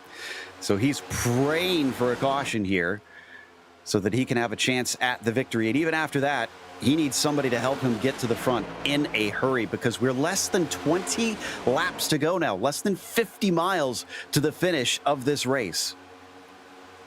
Oh, time starting to tick down here, and really impressive from the Mega Team up front, not opting to back down. Still a push there from Nick Ottinger to Brenton Foster. They want to keep this gap as large as possible. Yeah, but there's there's literally nobody in any sort of position to mount a challenge against Mega Racing Team right now. Mega Team Racing is just out on their lonesome, the four of them leading this race. It's going to be between the four of them, if they go green to the end, to decide who wins this thing. Well, I guess to try and inject some drama into it, we've got different characters kind of grouped up in a small group here, including Bennett being followed by Thunhorst, Asowski in there, and Justin Morton along with Travis Worling. So they've got a group, and it's a group as big as what we see at the front. And look at the push. Thunhorst is going to try. Last lap by 47.6 for them. Foster 46.4. Well, never mind on that one. Absolutely incredible stuff. And the one thing to take a little bit of air out of the situation, even if we were to get a late race yellow here, remember that the Mega Team guys have fresher tires. Big checkup coming on down pit lane there for the 84 machine, the 114, excuse me. That's Jason Wallet coming in. Remember that the Mega Team has fresher tires. They're not going to have those loose, squirrely problems that we saw out of Wazowski and out of JMO. They're going to be able to get away a little bit better. So right now the distance looks to be almost a quarter to a third of the track difference from the front group to the next group down. And as we just saw, the time on laps is not looking good. If you're in that second group, you're not gaining by any stretch of the imagination. And we're down to 15 laps to go now. So if we get a caution, where is it going to come from? My guess would be probably the group behind our leaders. I would agree. I think that group's more likely to fight, or Thunhorse is more likely to push a little too hard on the back of Bennett. Yeah, they've been wavering around a little bit since I've been watching them after the pit stop, so there is a chance that they could bring that out accidentally.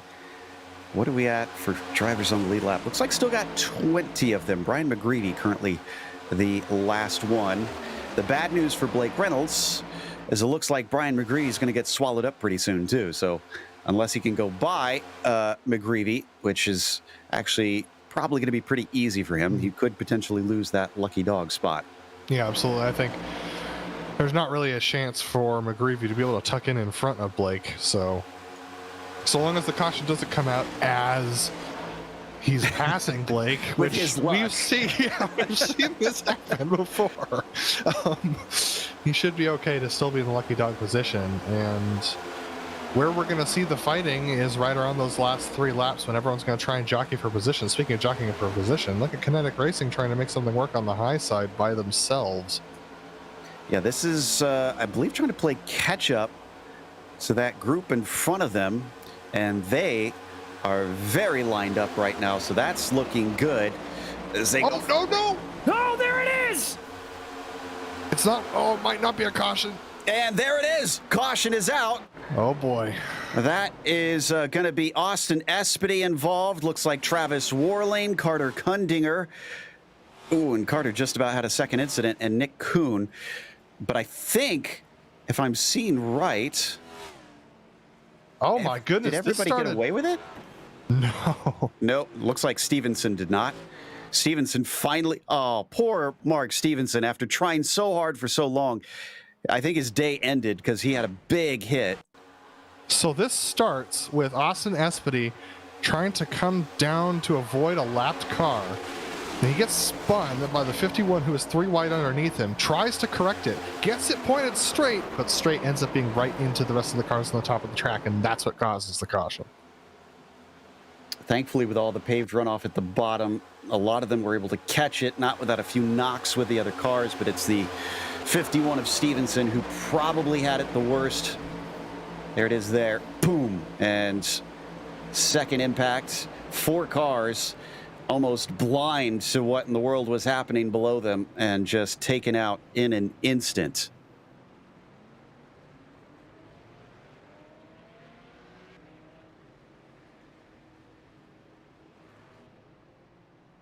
Oh, does he get stuck? Does he get stuck? Our second car today. Okay, so as the pace car goes by, for our drivers from the real world watching, do not try and climb directly up the hill. Or otherwise you'll have to get recovered by a push truck. Yeah. I guess, well, if he had stayed there, if he had a teammate that he could communicate with, he could have asked somebody to push him. And you won't just need to get recovered by a push truck. You'll absolutely demolish the diffuser underneath your car. Mm-hmm. So, those people who we saw saving it on the apron before and driving away and being fine, that's not going to be the case this year. Oof. Think NASCAR would let them do sort of an F1 or IndyCar style clip, just plug in a diffuser? So. I mean, they've talked about making the cars clips this year. I mean, DJ, we saw an example of that during one of the tests where one of the folks wrecked their front nose entirely and were able to pull it off and replace it and get back to testing an hour later. Yeah, modular has been the term that NASCAR has been using a lot. They wanted to make the cars more modular so you can have those sort of replacement areas to come in and off. So I don't know the exact specifications on the diffuser, how well it is ingrained into the bodywork, but it's certainly possible that if not at the start of the year, maybe halfway through or near the end of the year, we could see a clip for it. I wonder whether there's a little bit of room in the regulations to allow for that sort of thing, because it's possible that some teams might develop that as a possibility, then and others will have to follow suit. Maybe we might have a little bit of a dev race for the first time in a while in NASCAR. That would be fun to watch, although I'm sure the lesser teams would not be terribly happy about it. And we probably will not see pit stops with 10 to go here, so this has now come down to regrouping and getting under green flag conditions. Who got our lucky dog on that, actually? Did Reynolds did it? He did. Yes. Blake actually, and the funny thing was it was very close. Very close to that horrible scenario we talked about, but Blake ended up getting the lucky dog, so Blake is in with a shot at the win now.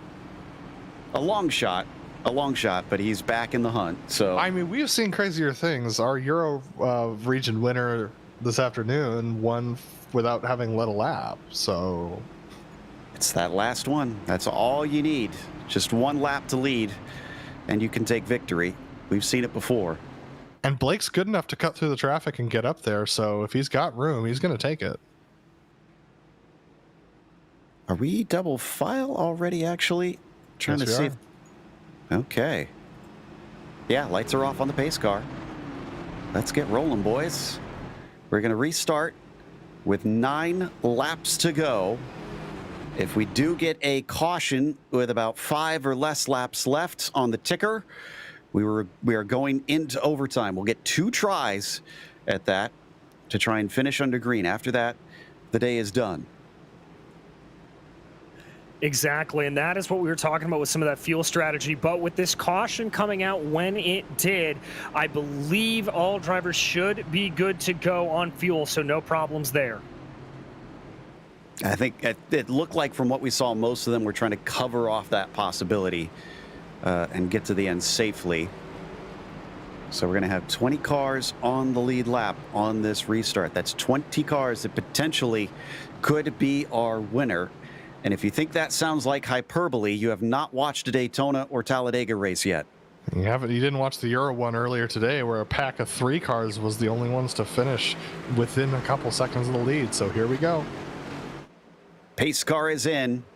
Foster has control and the green flag is out. Now, here is the sticky situation for Team Mega Racing. They cannot drop this group behind, most likely. Yeah, this is where the true pace of these cars is going to come out. They've got to worry about Matthew Thunhorst. We have seen that car be very aggressive all day. What he is going to do, little bit of a run there up on the top. That's Christian Challoner, Nick Ottinger. I'd be very, very scared if I was anybody else seeing the two of them up high. Thunhorst absolutely the wrench in this plan for our team that's been fighting as a foursome all day long, and it's absolutely making them lose positions now. And Ottinger does not look to be quick right now. He is continuing to lose positions. Thunhorst thinking about the high side. It's Dowd who is the first to break. He is going to move ahead of that 4-car team and unfortunately check them up even more. So now Foster, Abramitis carrying the torch. Indeed, they are continuing to space out here. Doesn't look like they've got any kind of a run as they continue to go around working on lap 193. Waiting for that momentum to build up. Dowd waiting for the push from behind there from Ottinger. Ottinger is giving it. He knows that he's got to try and work with them, and they're going to get another one, unfortunately. Looks like that is Travis Warling. That checks up that line. Now all that momentum is lost once again. Oh, almost getting into the right rear quarter panel, and they're going to drop Travis. They're going to send him to the high side. Ooh, this is sketchy. We start to get 3 wide in here, and we could get a caution. Everybody's got to play it safe. Warling dropped like a bad habit all the way to the back of the group. And now that's going to put Dowd back in the lead, hovering at about 8th place, trying to work around Ozzie Milwain right now. It continues to be Dowd, Ottinger, Challoner up on that high line. Wonder if anybody else was watching what happened there to Warling, because if I saw that, I'd say, well, no point in trying to jump to the high line right now. They're not interested in anybody else being at the point. They're trying to push their way forward, and they don't want to lose momentum. As we come around to now come down to 6 laps to go, it is still Foster ahead of Abramitis, ahead of Thunhorst. Oh, Ottinger's really trying hard to make that top line work with Dowd, but Dowd just doesn't quite have the stability. It's so tough. Ottinger's absolutely glued to the back of Dowd right now, and no one on the bottom line wants to make a move.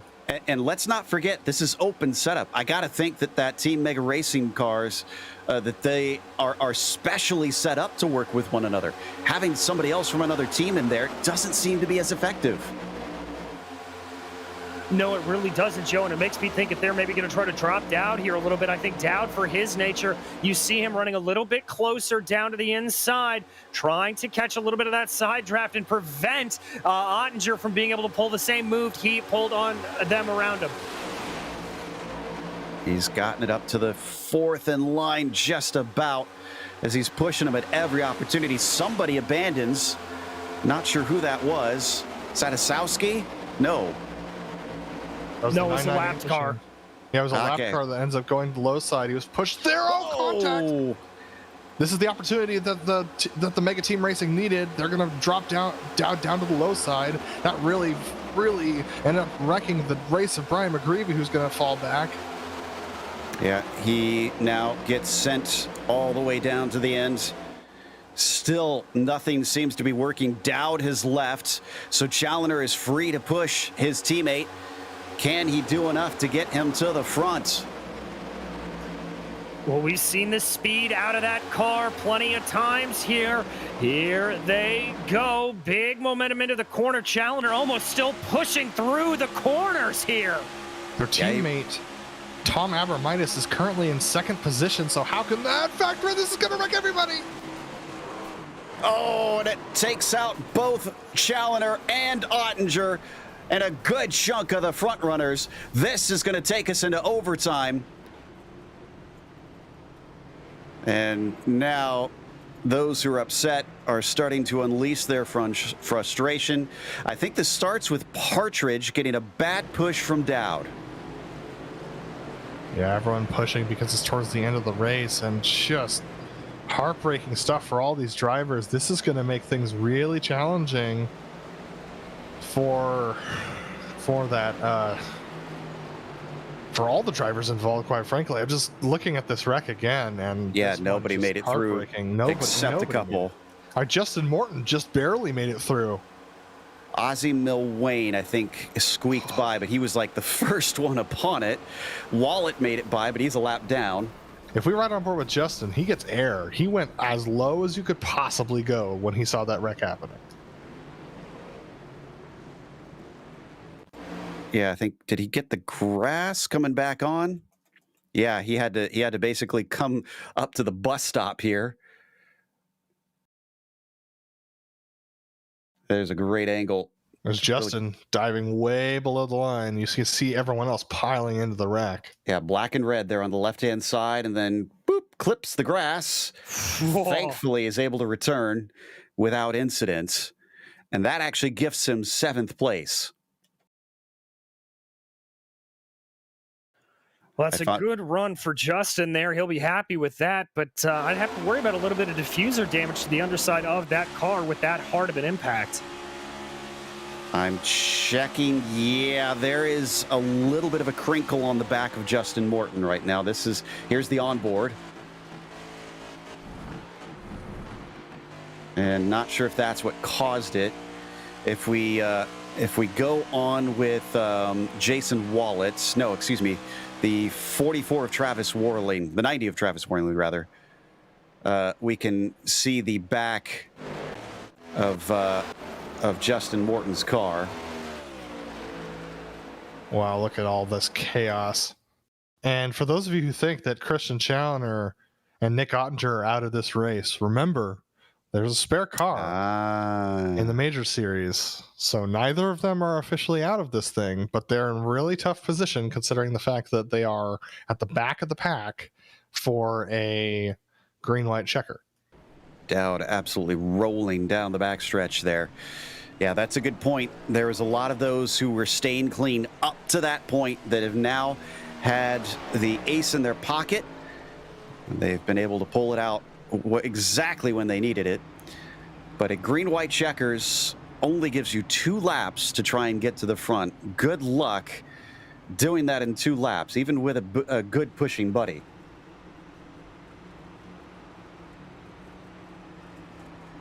Yeah, there's the damage. There's the damage on the 9 that we can see, which is a big shame with how well he's been staying in the front group, and definitely was someone to keep an eye on for a potential victory. Hopefully it doesn't hurt him too badly. He is going to restart in 7th. I wouldn't count him out yet.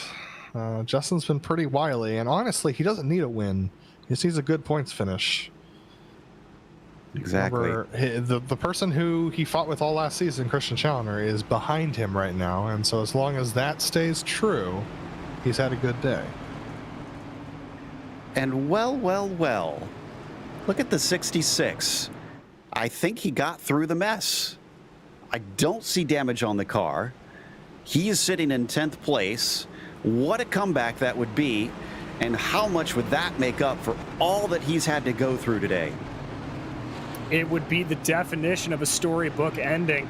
Really, really good for him. Even just getting a top 10 or a top 5 after what he has had to go through today would be worth it. Coming back from a lap down, yeah, he has got to be pretty happy with at least achieving that. But we go double file, and it is going to be 2 laps to go for those who have not seen how this works in real-world NASCAR and here on the sim. On the sim, if they have a wreck on the first lap back, they will go back to caution and try to do another green-white checkers. If they get the white flag, iRacing will not throw another caution. It is green to the finish no matter what happens on track. Basically, every man for themselves. Absolutely every man for themselves, and we're going to see a lot of aggressive pushing. I would not be surprised if we get another green-white checker this time. Kind of in the same boat, honestly. I just, everyone's been pushing so hard, and I think we're going to see a lot of pushing in the corners, and that does not end well with this package. All right, the iRacing pace car. Let's foster loose here in a moment. And he's not going to have his teammate behind him. Instead, it is Thunhorst. Green flag is out. A jump for Foster, but not for Abromaitis. So if they were trying to time that, it did not work. He cannot get in behind him, but he could slot into third. Does he choose to? No, he's going to stay high. Who's that And going to the high Reynolds. side? That's Reynolds. Blake has got a big friend in Ottinger. Our two black stripes are working together. And here comes Christian Challenger, former black stripe, to go with them. And they've got the 12. Oh, we've got a spinner. That's Justin Morton. Oh, no, and he's off to the inside. That's not going to be a caution, unfortunately for him, but for everybody else and our viewers. And now we get a wreck behind them. And the caution is indeed out. Looks like Bennett involved in that one. Oh, a lot of cars, unfortunately, collected once again. Asowski, I think, got a little bit of it. This starts with a 71. He's going to get a little bit of a tip. They start to go three wide. Zach Brown has Brian Barnes down to his inside. He can't go anywhere. And the 71 winds up being turned. That move to the high side for Blake Reynolds and the other black stripes. What an impressive drive that was. And it had nothing to do with that move, with that contact for Justin. There was J-Mo getting spun off, and then Bennett, we're going to see here, just make, unfortunately, an error in the heat of the moment. Wasn't clear, and that collects yet a few more of your fast runners. Looks like Reynolds, Ottinger, and Challenger all made it through. In fact, they're going to be starting 4th, 5th, and 6th, respectively. So that puts Blake and Christian nose to tail, second in line on the high side. Ooh. Ooh. If you don't think they're going to take it three wide again, think again. So I think this is one of our UDOX cars we're riding on board with here. This is the 68. Brian McGreevy sees it up ahead. McGreevy's already been involved in the last one. Does he get through? Does he get through? Oh. Yes, he does. Great work. Amazing job there from McGreevy, just nailing it. If you're wondering why he didn't go to the high side, at the slow speeds he was doing with the brakes held all the way down, if you turn right, the car hooks on you. And it usually sends you into the outside wall. So McGreevy's only option there was to either go straight or down, and straight was not going to work. No, cars were definitely heading straight for him. And we re-rack once again for the last attempt at a green-white checkers. Let's hope that we can actually see this finish under green. And Foster still leads with Thunhorst behind him, but this means that Thunhorst is now going to be restarting to his outside. But Matthew has been aggressive, and I gotta think that with him being at the front of one of the lines, let's see who's going to be pushing him. Blake Reynolds, Blake Reynolds, and Christian Challenger at the top line. Oh boy, that is quite a cocktail. And if you're Brenton Foster, you got to be nervous. You got Ozzie Milwane, Nick Ottinger, and Tom Abromaitis. Nick and Tom are teammates. Ozzie's been strong all day and in a really good position, as in probably the furthest up Evolve has been most of the day. So how many have we now lost on the lead lap? I see 17 still good. So a few of them have run out of those spare cars here at the end from those two incidents we had at the very finish. This is out of 36 starters. As for finishers, they're a bit jumbled up because there's a few that are many laps down.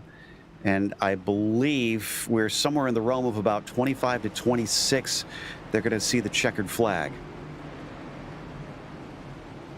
I think that's about right, Joe. Also, just a good note that was passed to us. Justin Morton got himself a fresh car. He's coming around in 16th, but he is not done out of this race. Well, if Reynolds can manage to get himself in a position to maybe shoot for the win, you never know. But it is much more of a long shot for the 9 with many cars to pass in just a few laps time. And we are double file, so it is time to go once again. Just past 4 in the afternoon here at Virtual Daytona. as the sun starts to get low in the February sky. And it's our last opportunity to try and see this finish under racing conditions. And we got to remember, not only is it trying to get to it under racing conditions, who is ahead if we get a caution? That will determine the winner. It freezes as soon as that yellow comes out. So they are going to be aggressive to try to be the point man. Who has the guts to try and make the move? Who has the car stability to hang on to it when they get shoved in the corner?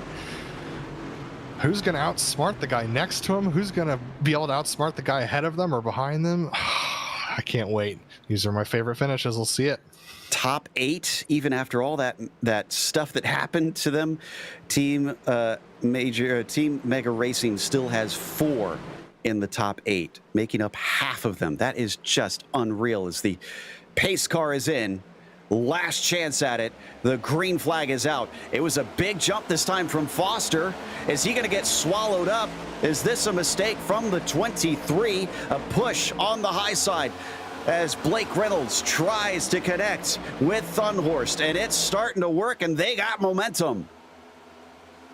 They got momentum, but Christian Challenger's a little bit too far back. The bottom line is actually more in line than the top line at the moment. They're pushing hard, very hard off of the corner. Look at Brenton Foster get that. He's trying to get the push now from the bottom side, but Matthew Thunhorst absolutely locked to the front nose of Blake Reynolds. Getting a little bit of 3 wide and back there, and it looks like they're managing it so far. A little bit of a bobble. They're going to get turned around. Is this going to end it? Will this mean Thunhorst gets it? It looks like he might. Caution comes out. Thunhorst. And I think it does indeed belong to Matthew Thunhorst. And he gives a big thank you to Reynolds. Foster looks like he's going to be scored in second. We'll get the confirmation as the cars start to sort themselves. Sad to see it end under yellow, but that was incredibly close. Inches between them as the yellow came out. Absolutely incredible stuff. Exactly what you expect to see at the end of a Daytona 500. Waiting here to see with Reynolds and Foster where that 66 is going to slot. It is going to be in third, it looks like. So Foster and Reynolds round out your podium. Wow, so Matthew Thunhorst is one closer to becoming the 4th most winningest driver in the majors history, as Dallas Pataska is the next up the line at 10. And once this number 98 car crosses the finish line here at this lap, he will tick up to 9. And what a nice start to the season for him as well, to try and get this back in working order. As they come to the line, I'm sure he would have wanted it at racing speeds. But Matthew Thunhorst, who had been desperately trying to get to the front for so much of this race, finally got there, put himself in the right spot, and our Majors Daytona 500 goes to Matthew Thunhorst. Big props to Blake Reynolds, finishing in third as well after being multiple laps down during that race. Man, it was a tense finish, tense race, but it all came down to just those last couple laps, and Thunhorst finally got the push he was looking for all day. So as he gets ready to celebrate, that's going to take us to a quick break here on the Global Sim Racing channel. After 500 miles, we are done with round 2. Stick around because we have the unofficial results as well as driver interviews coming your way.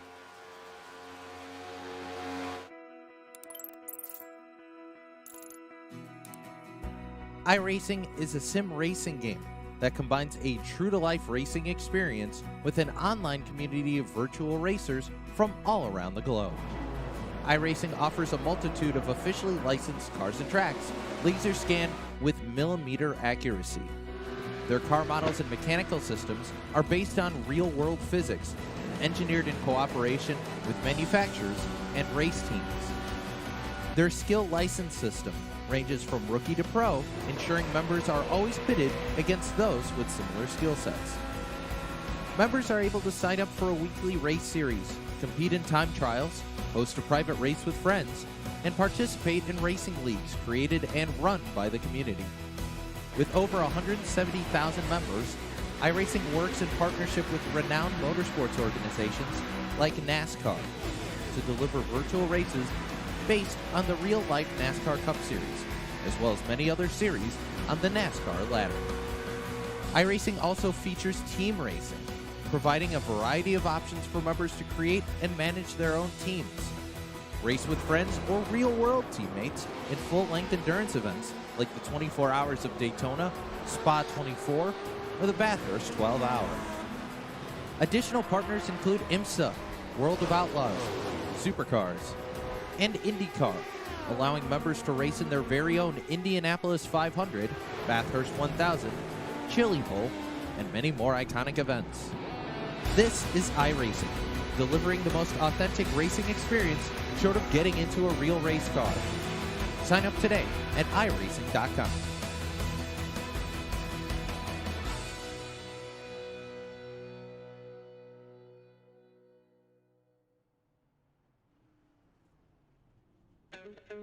Welcome back to Daytona International Speedway. Round 2 of the majors. A 500-miler here wound up going to Matthew Thunhorst, and barely, with a caution thrown on the second green-white checkers attempt, gifting him the win. Brenton Foster, who led on both of those restarts, unfortunately was not quite in the right position when it mattered. It was Blake Reynolds who finished third, giving the push to Thunhorst that helped that. Ozzie Milwane was P4 after starting from 34th. Our pole sitter, Nick Ottinger, had to settle for 5th. Things were looking good for him for much of the race until those late cautions sent him backwards, having to take a spare car. Christian Challoner finished P6 as Tom Abramitis was 7th. And it's Ryan Steele in 8th position, followed by Liam Quinn in 9th and Justin Kirby in 10th.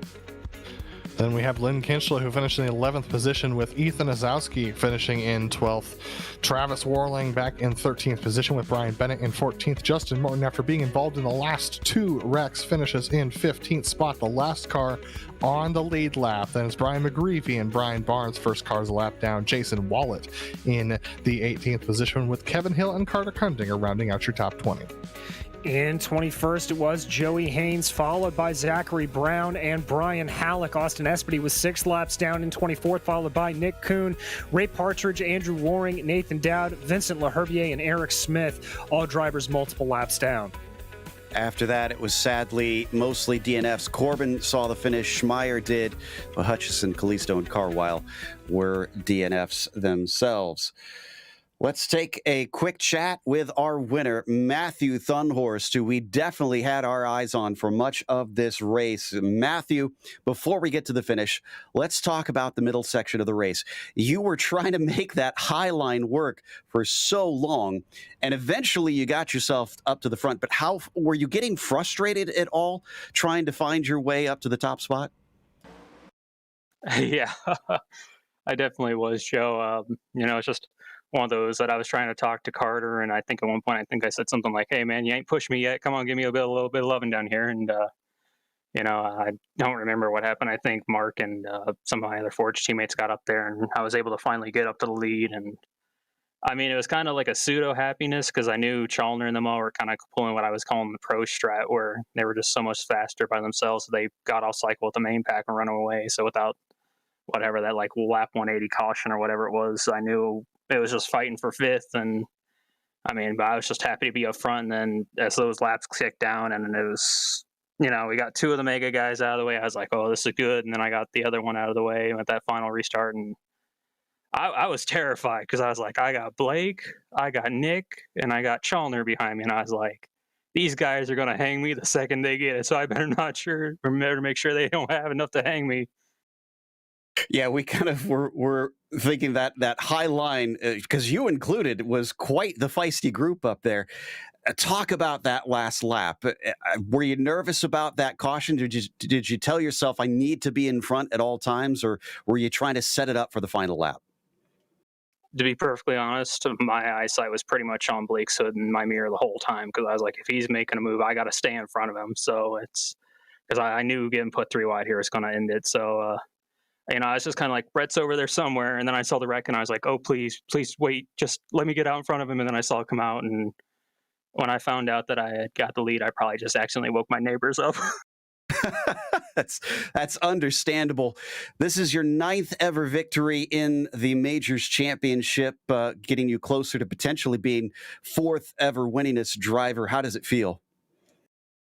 Feels good considering 2 weeks ago I was even considering doing this race, and just, iRacing updated the drafting model, which made this a whole lot more fun to drive the car. And the guys at Forge were working with me all week trying to get some setups built, and it was a lot of fun with them. And I don't know if he knows, if he wants me to say it, but one of my, I don't know, teammates, friends ended up buying me the gold pass and just told me to go do it, and as a thank you. And I appreciate that, and I appreciate Forge, because if it wasn't for them, I wouldn't be doing this. And so I thought my Majors career was over last year at Five Flags, and be able to come back and get another dub here against some stiff competition is just amazing. Well, it sounds like this win was definitely for them. As congratulations, Matt, and hopefully we'll see more of you the rest of the season. Thanks, Joe. That was Matthew Thunhorst winning in the number 98 here. As up next, we've got, it looks like Blake Reynolds ready to talk to us, as Adam has caught up with the 66. Yeah, absolutely, Blake. With 40 to go, we were talking about how this race might be one to forget for you, but after making a good recovery on that green flag pit stop run, you're able to get up there and push Matthew Thunhorst to the win. How are you feeling after this race? Well, I was going to be disappointed. I don't know. Just in general, it was kind of a crappy race. I'm sure you guys saw. A lot of stuff just wasn't going my way from the start. My car was in the track. I guess I picked the wrong setup. So I spent probably 100 laps trying to get the front end out of the ground. Finally, lowered the offset, or raised the offsets. Went up probably 2 pounds on the front tire pressures. Finally, it was barely scraping the track. Not sure how I was still fast after that. Then I got wrecked by that guy who just went straight out of 4, hit the wall, or ricocheted me. And then I wrecked Lionel. Sorry, Lionel. And then I had to take my fast repair.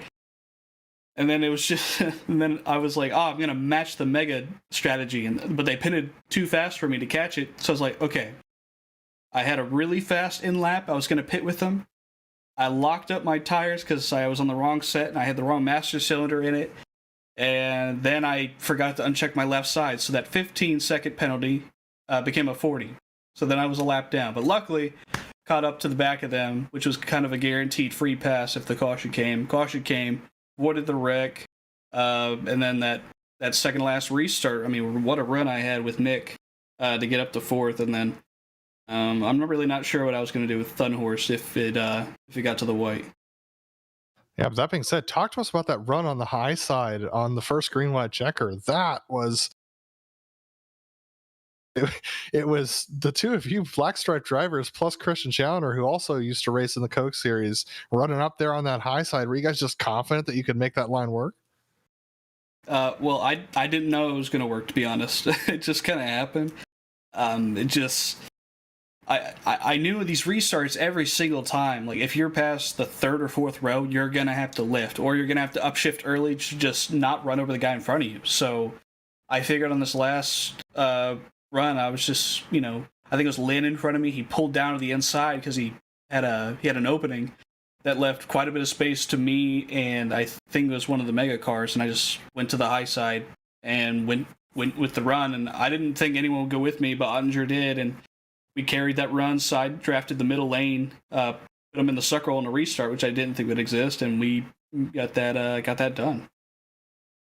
Well, Blake, we definitely love seeing you up here in the Major Series, and any chance that we could see you in rounds in the future? Maybe. I'm pretty sure Nick was doing the same thing, but I was just running this to test my Coke set. Unfortunately, I chose the wrong one, so kind of a waste. But I still learned quite a bit with open setup racing and smooth Daytona. This is kind of my first kind of in Speed Week, so everything's been good so far except for this one. But, it did end up good, so I'll just thank KES Industries and Dead Zone Racing and Jim Bieber Esports for everything that they do, and you guys for broadcasting this. It's always a pleasure to be in the booth with GSRC when you guys are broadcasting, and you might see me in a future round this year. I'll just leave it at that. Well, we hope to see you for sure, and thanks for talking to us, Blake. Yep, thank you. That was Blake Reynolds, who finished third today. And next up, we're going to talk to Christian Challoner, who is with DJ. Christian finishing sixth. Christian, a sixth place run, obviously caught out in that final incident. Talk to me about your emotions coming out of that. You guys looked like you had a rocket ship out there today. Yeah, no, we're pretty upset. I think that's fair to say. I mean, with about 20 laps to go, we had everybody beat by a million miles. We had 4 cars out in the lead. We were going to finish like that. And then we, for whatever reason, we were having a wreck with guys who were 5 and 10 laps down in the race. So, you know, at that point, everybody gets packed back together, and everything that you did for 2-3 hours of your night just comes down to a dice roll. So, yeah, pretty frustrating. Obviously, the last one, we kind of still had the opportunity to push Brent to the win. That was really what we were trying to do.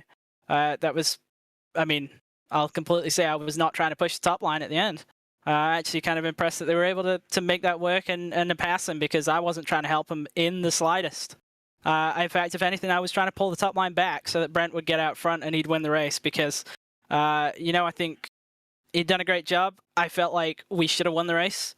It was frustrating to not win, especially when we absolutely nailed the strategy. Nobody really had anything for us on that. So, yeah, it's not the first time it's happened either. So, you know, it's just frustrating to spend that much time on it. And, you know, we had it really, really well thought out. Everybody else could have done it. They just didn't.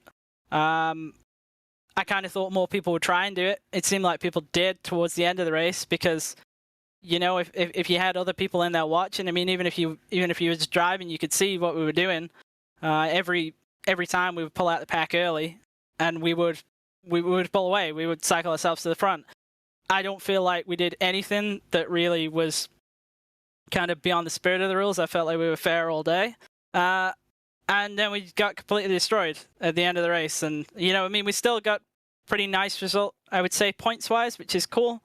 But when we had 1 through 4 completely locked up, and then we get, 2nd, 5th, 6th, and 7th, it's not the same. It's just really, really disappointing. No, it's certainly not, and I know it's got to be heartbreaking. I wanted to ask you about the strategy, though. I mean, obviously pitting from the lead and doing all that, but it seemed like you guys were a little bit more liberal with your tire usage. What prompted that? To be honest with you, it was just a nice way to get us cycled to where we wanted to be in the pack. We knew that most people were not going to really be taking the tires. They were just going to do fuel-only stops. And it meant that we just didn't really have to do much in terms of timing on those caution stops. You know, we could just be like, okay, well, we'll take a set. We knew that we weren't going to run out of tires. There was only really one point in the race where I felt like they were actually beneficial to have, and it was the last caution prior to the last green flag stop, where I actually did want tires, because I felt like the previous stop that we'd done under green, it was a little bit greasy on the apron, and we'd lost a bit of time that way. So I was like, okay, well, if we're going to try and do the same deal again, let's at least take tires under the yellow, so it's less of a factor and we don't have to worry about it. But that's really mostly what it was. It was just a kind of a convenient timing tool to get us all grouped together. Gotcha. Well, I mean, the grass is always greener. Looking ahead to next month, we changed things up a little bit with the supercars going down to Oran Park. How do you like that combination? It's pretty good. I mean, V8 Supers, I think, in this league has always been good to me. We've always had good results with that.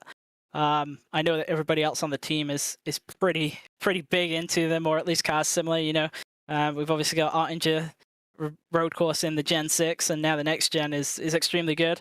He'll be very, very good in the V8 Super as well. I know that Brent and Tom both really enjoy driving them, so I think at the very least it should be a fun round. You know, it's kind of sort of what we had at Watkins. We had a really good time at Watkins. Obviously, we got a bit unfortunate with Brent and Nick having incidents, but on balance, we just had fun with it. And you know, as upsetting as it was to not get the lockout, it was a good time tonight. We executed really well, and we're really happy with that. And everybody enjoyed it. You know, we were doing the duels throughout the week. The duels, I know, is a little bit of a contentious thing with obviously they were quite chaotic at sometimes, but I personally really enjoyed them. I know that it was really helpful for guys like Brent who don't do this very often to, you know, learn a lot in those. And we all had a good time. It just shame not to get the result, really. For sure. Well, regardless of sixth place and a good haul of points for the team is still good for the day. Anybody you want to thank for the run here? Yeah, actually, quite a few people. So I guess I'll get everybody on our team. So yeah, this was essentially going to be an iRacing team, and then Nick kind of reached out to me because me and Nick have talked for years about kind of doing some road course racing and whatnot. Obviously, with him involved, we kind of didn't want it branded up as an iRacing team, so we had to come up with something different. And we've kind of got this running joke of a mega racing team, and that's what we've gone with. And it's been really, really fun to have Nick, Tom, obviously Brent as well, and you didn't see him here, but Tanner was on the box, and Tanner was actually responsible for all of our setups except for Nick, who built his own thing and kind of kept himself on that one. It was pretty good effort by everybody, and we all had fun. So big thanks to all those guys. Also thanks to the Kinetic guys. I know they worked with us a little bit as well. Liam was kind of messaging me throughout the race, so yeah, I give those guys a shout out. I know they didn't necessarily get the result they were after either. Well, thank you, Christian, and thank you for joining us here in the booth. That was Christian Challoner, your sixth place finisher. Joe? And that's going to wrap us up for this evening. So before we go, we want to give a mention of our charity once again. Check them out at cancer.org.nz. We've got a link in the description below. Make it nice and easy. And also, a link is down there for our sponsor, which is still the Majors Garage. We have a special discount code. Just put in Majors GSRC for 10% off and follow the link down in the description to take you right there. Also, thank you to the companies that provide the software and hardware for our broadcasts. We've listed them here on your screen. And additional thanks to June Lalonde, who provides our wonderful music. Check out her Bandcamp for more great work. Thanks to the team today, Adam, DJ, Zach, and Dougie. You can find more info about GSRC at globalsimracingchannel.com or through our social media. Check out our merchandise store at gsrc.storenvy.com. We'll keep a link in the description below for that, too. And don't forget to subscribe to our YouTube channel so you don't miss a moment. As we mentioned before, the next race is going to be the Landdown 240. That'll be down at Oran Park in the old V8 Supercars. That'll be Sunday, March 13th at 8 p.m. Eastern. We have upcoming races for other series listed on the screen, so check those out. Mark them down on your calendar. And until next time, race clean, race hard, and we'll see you on the track.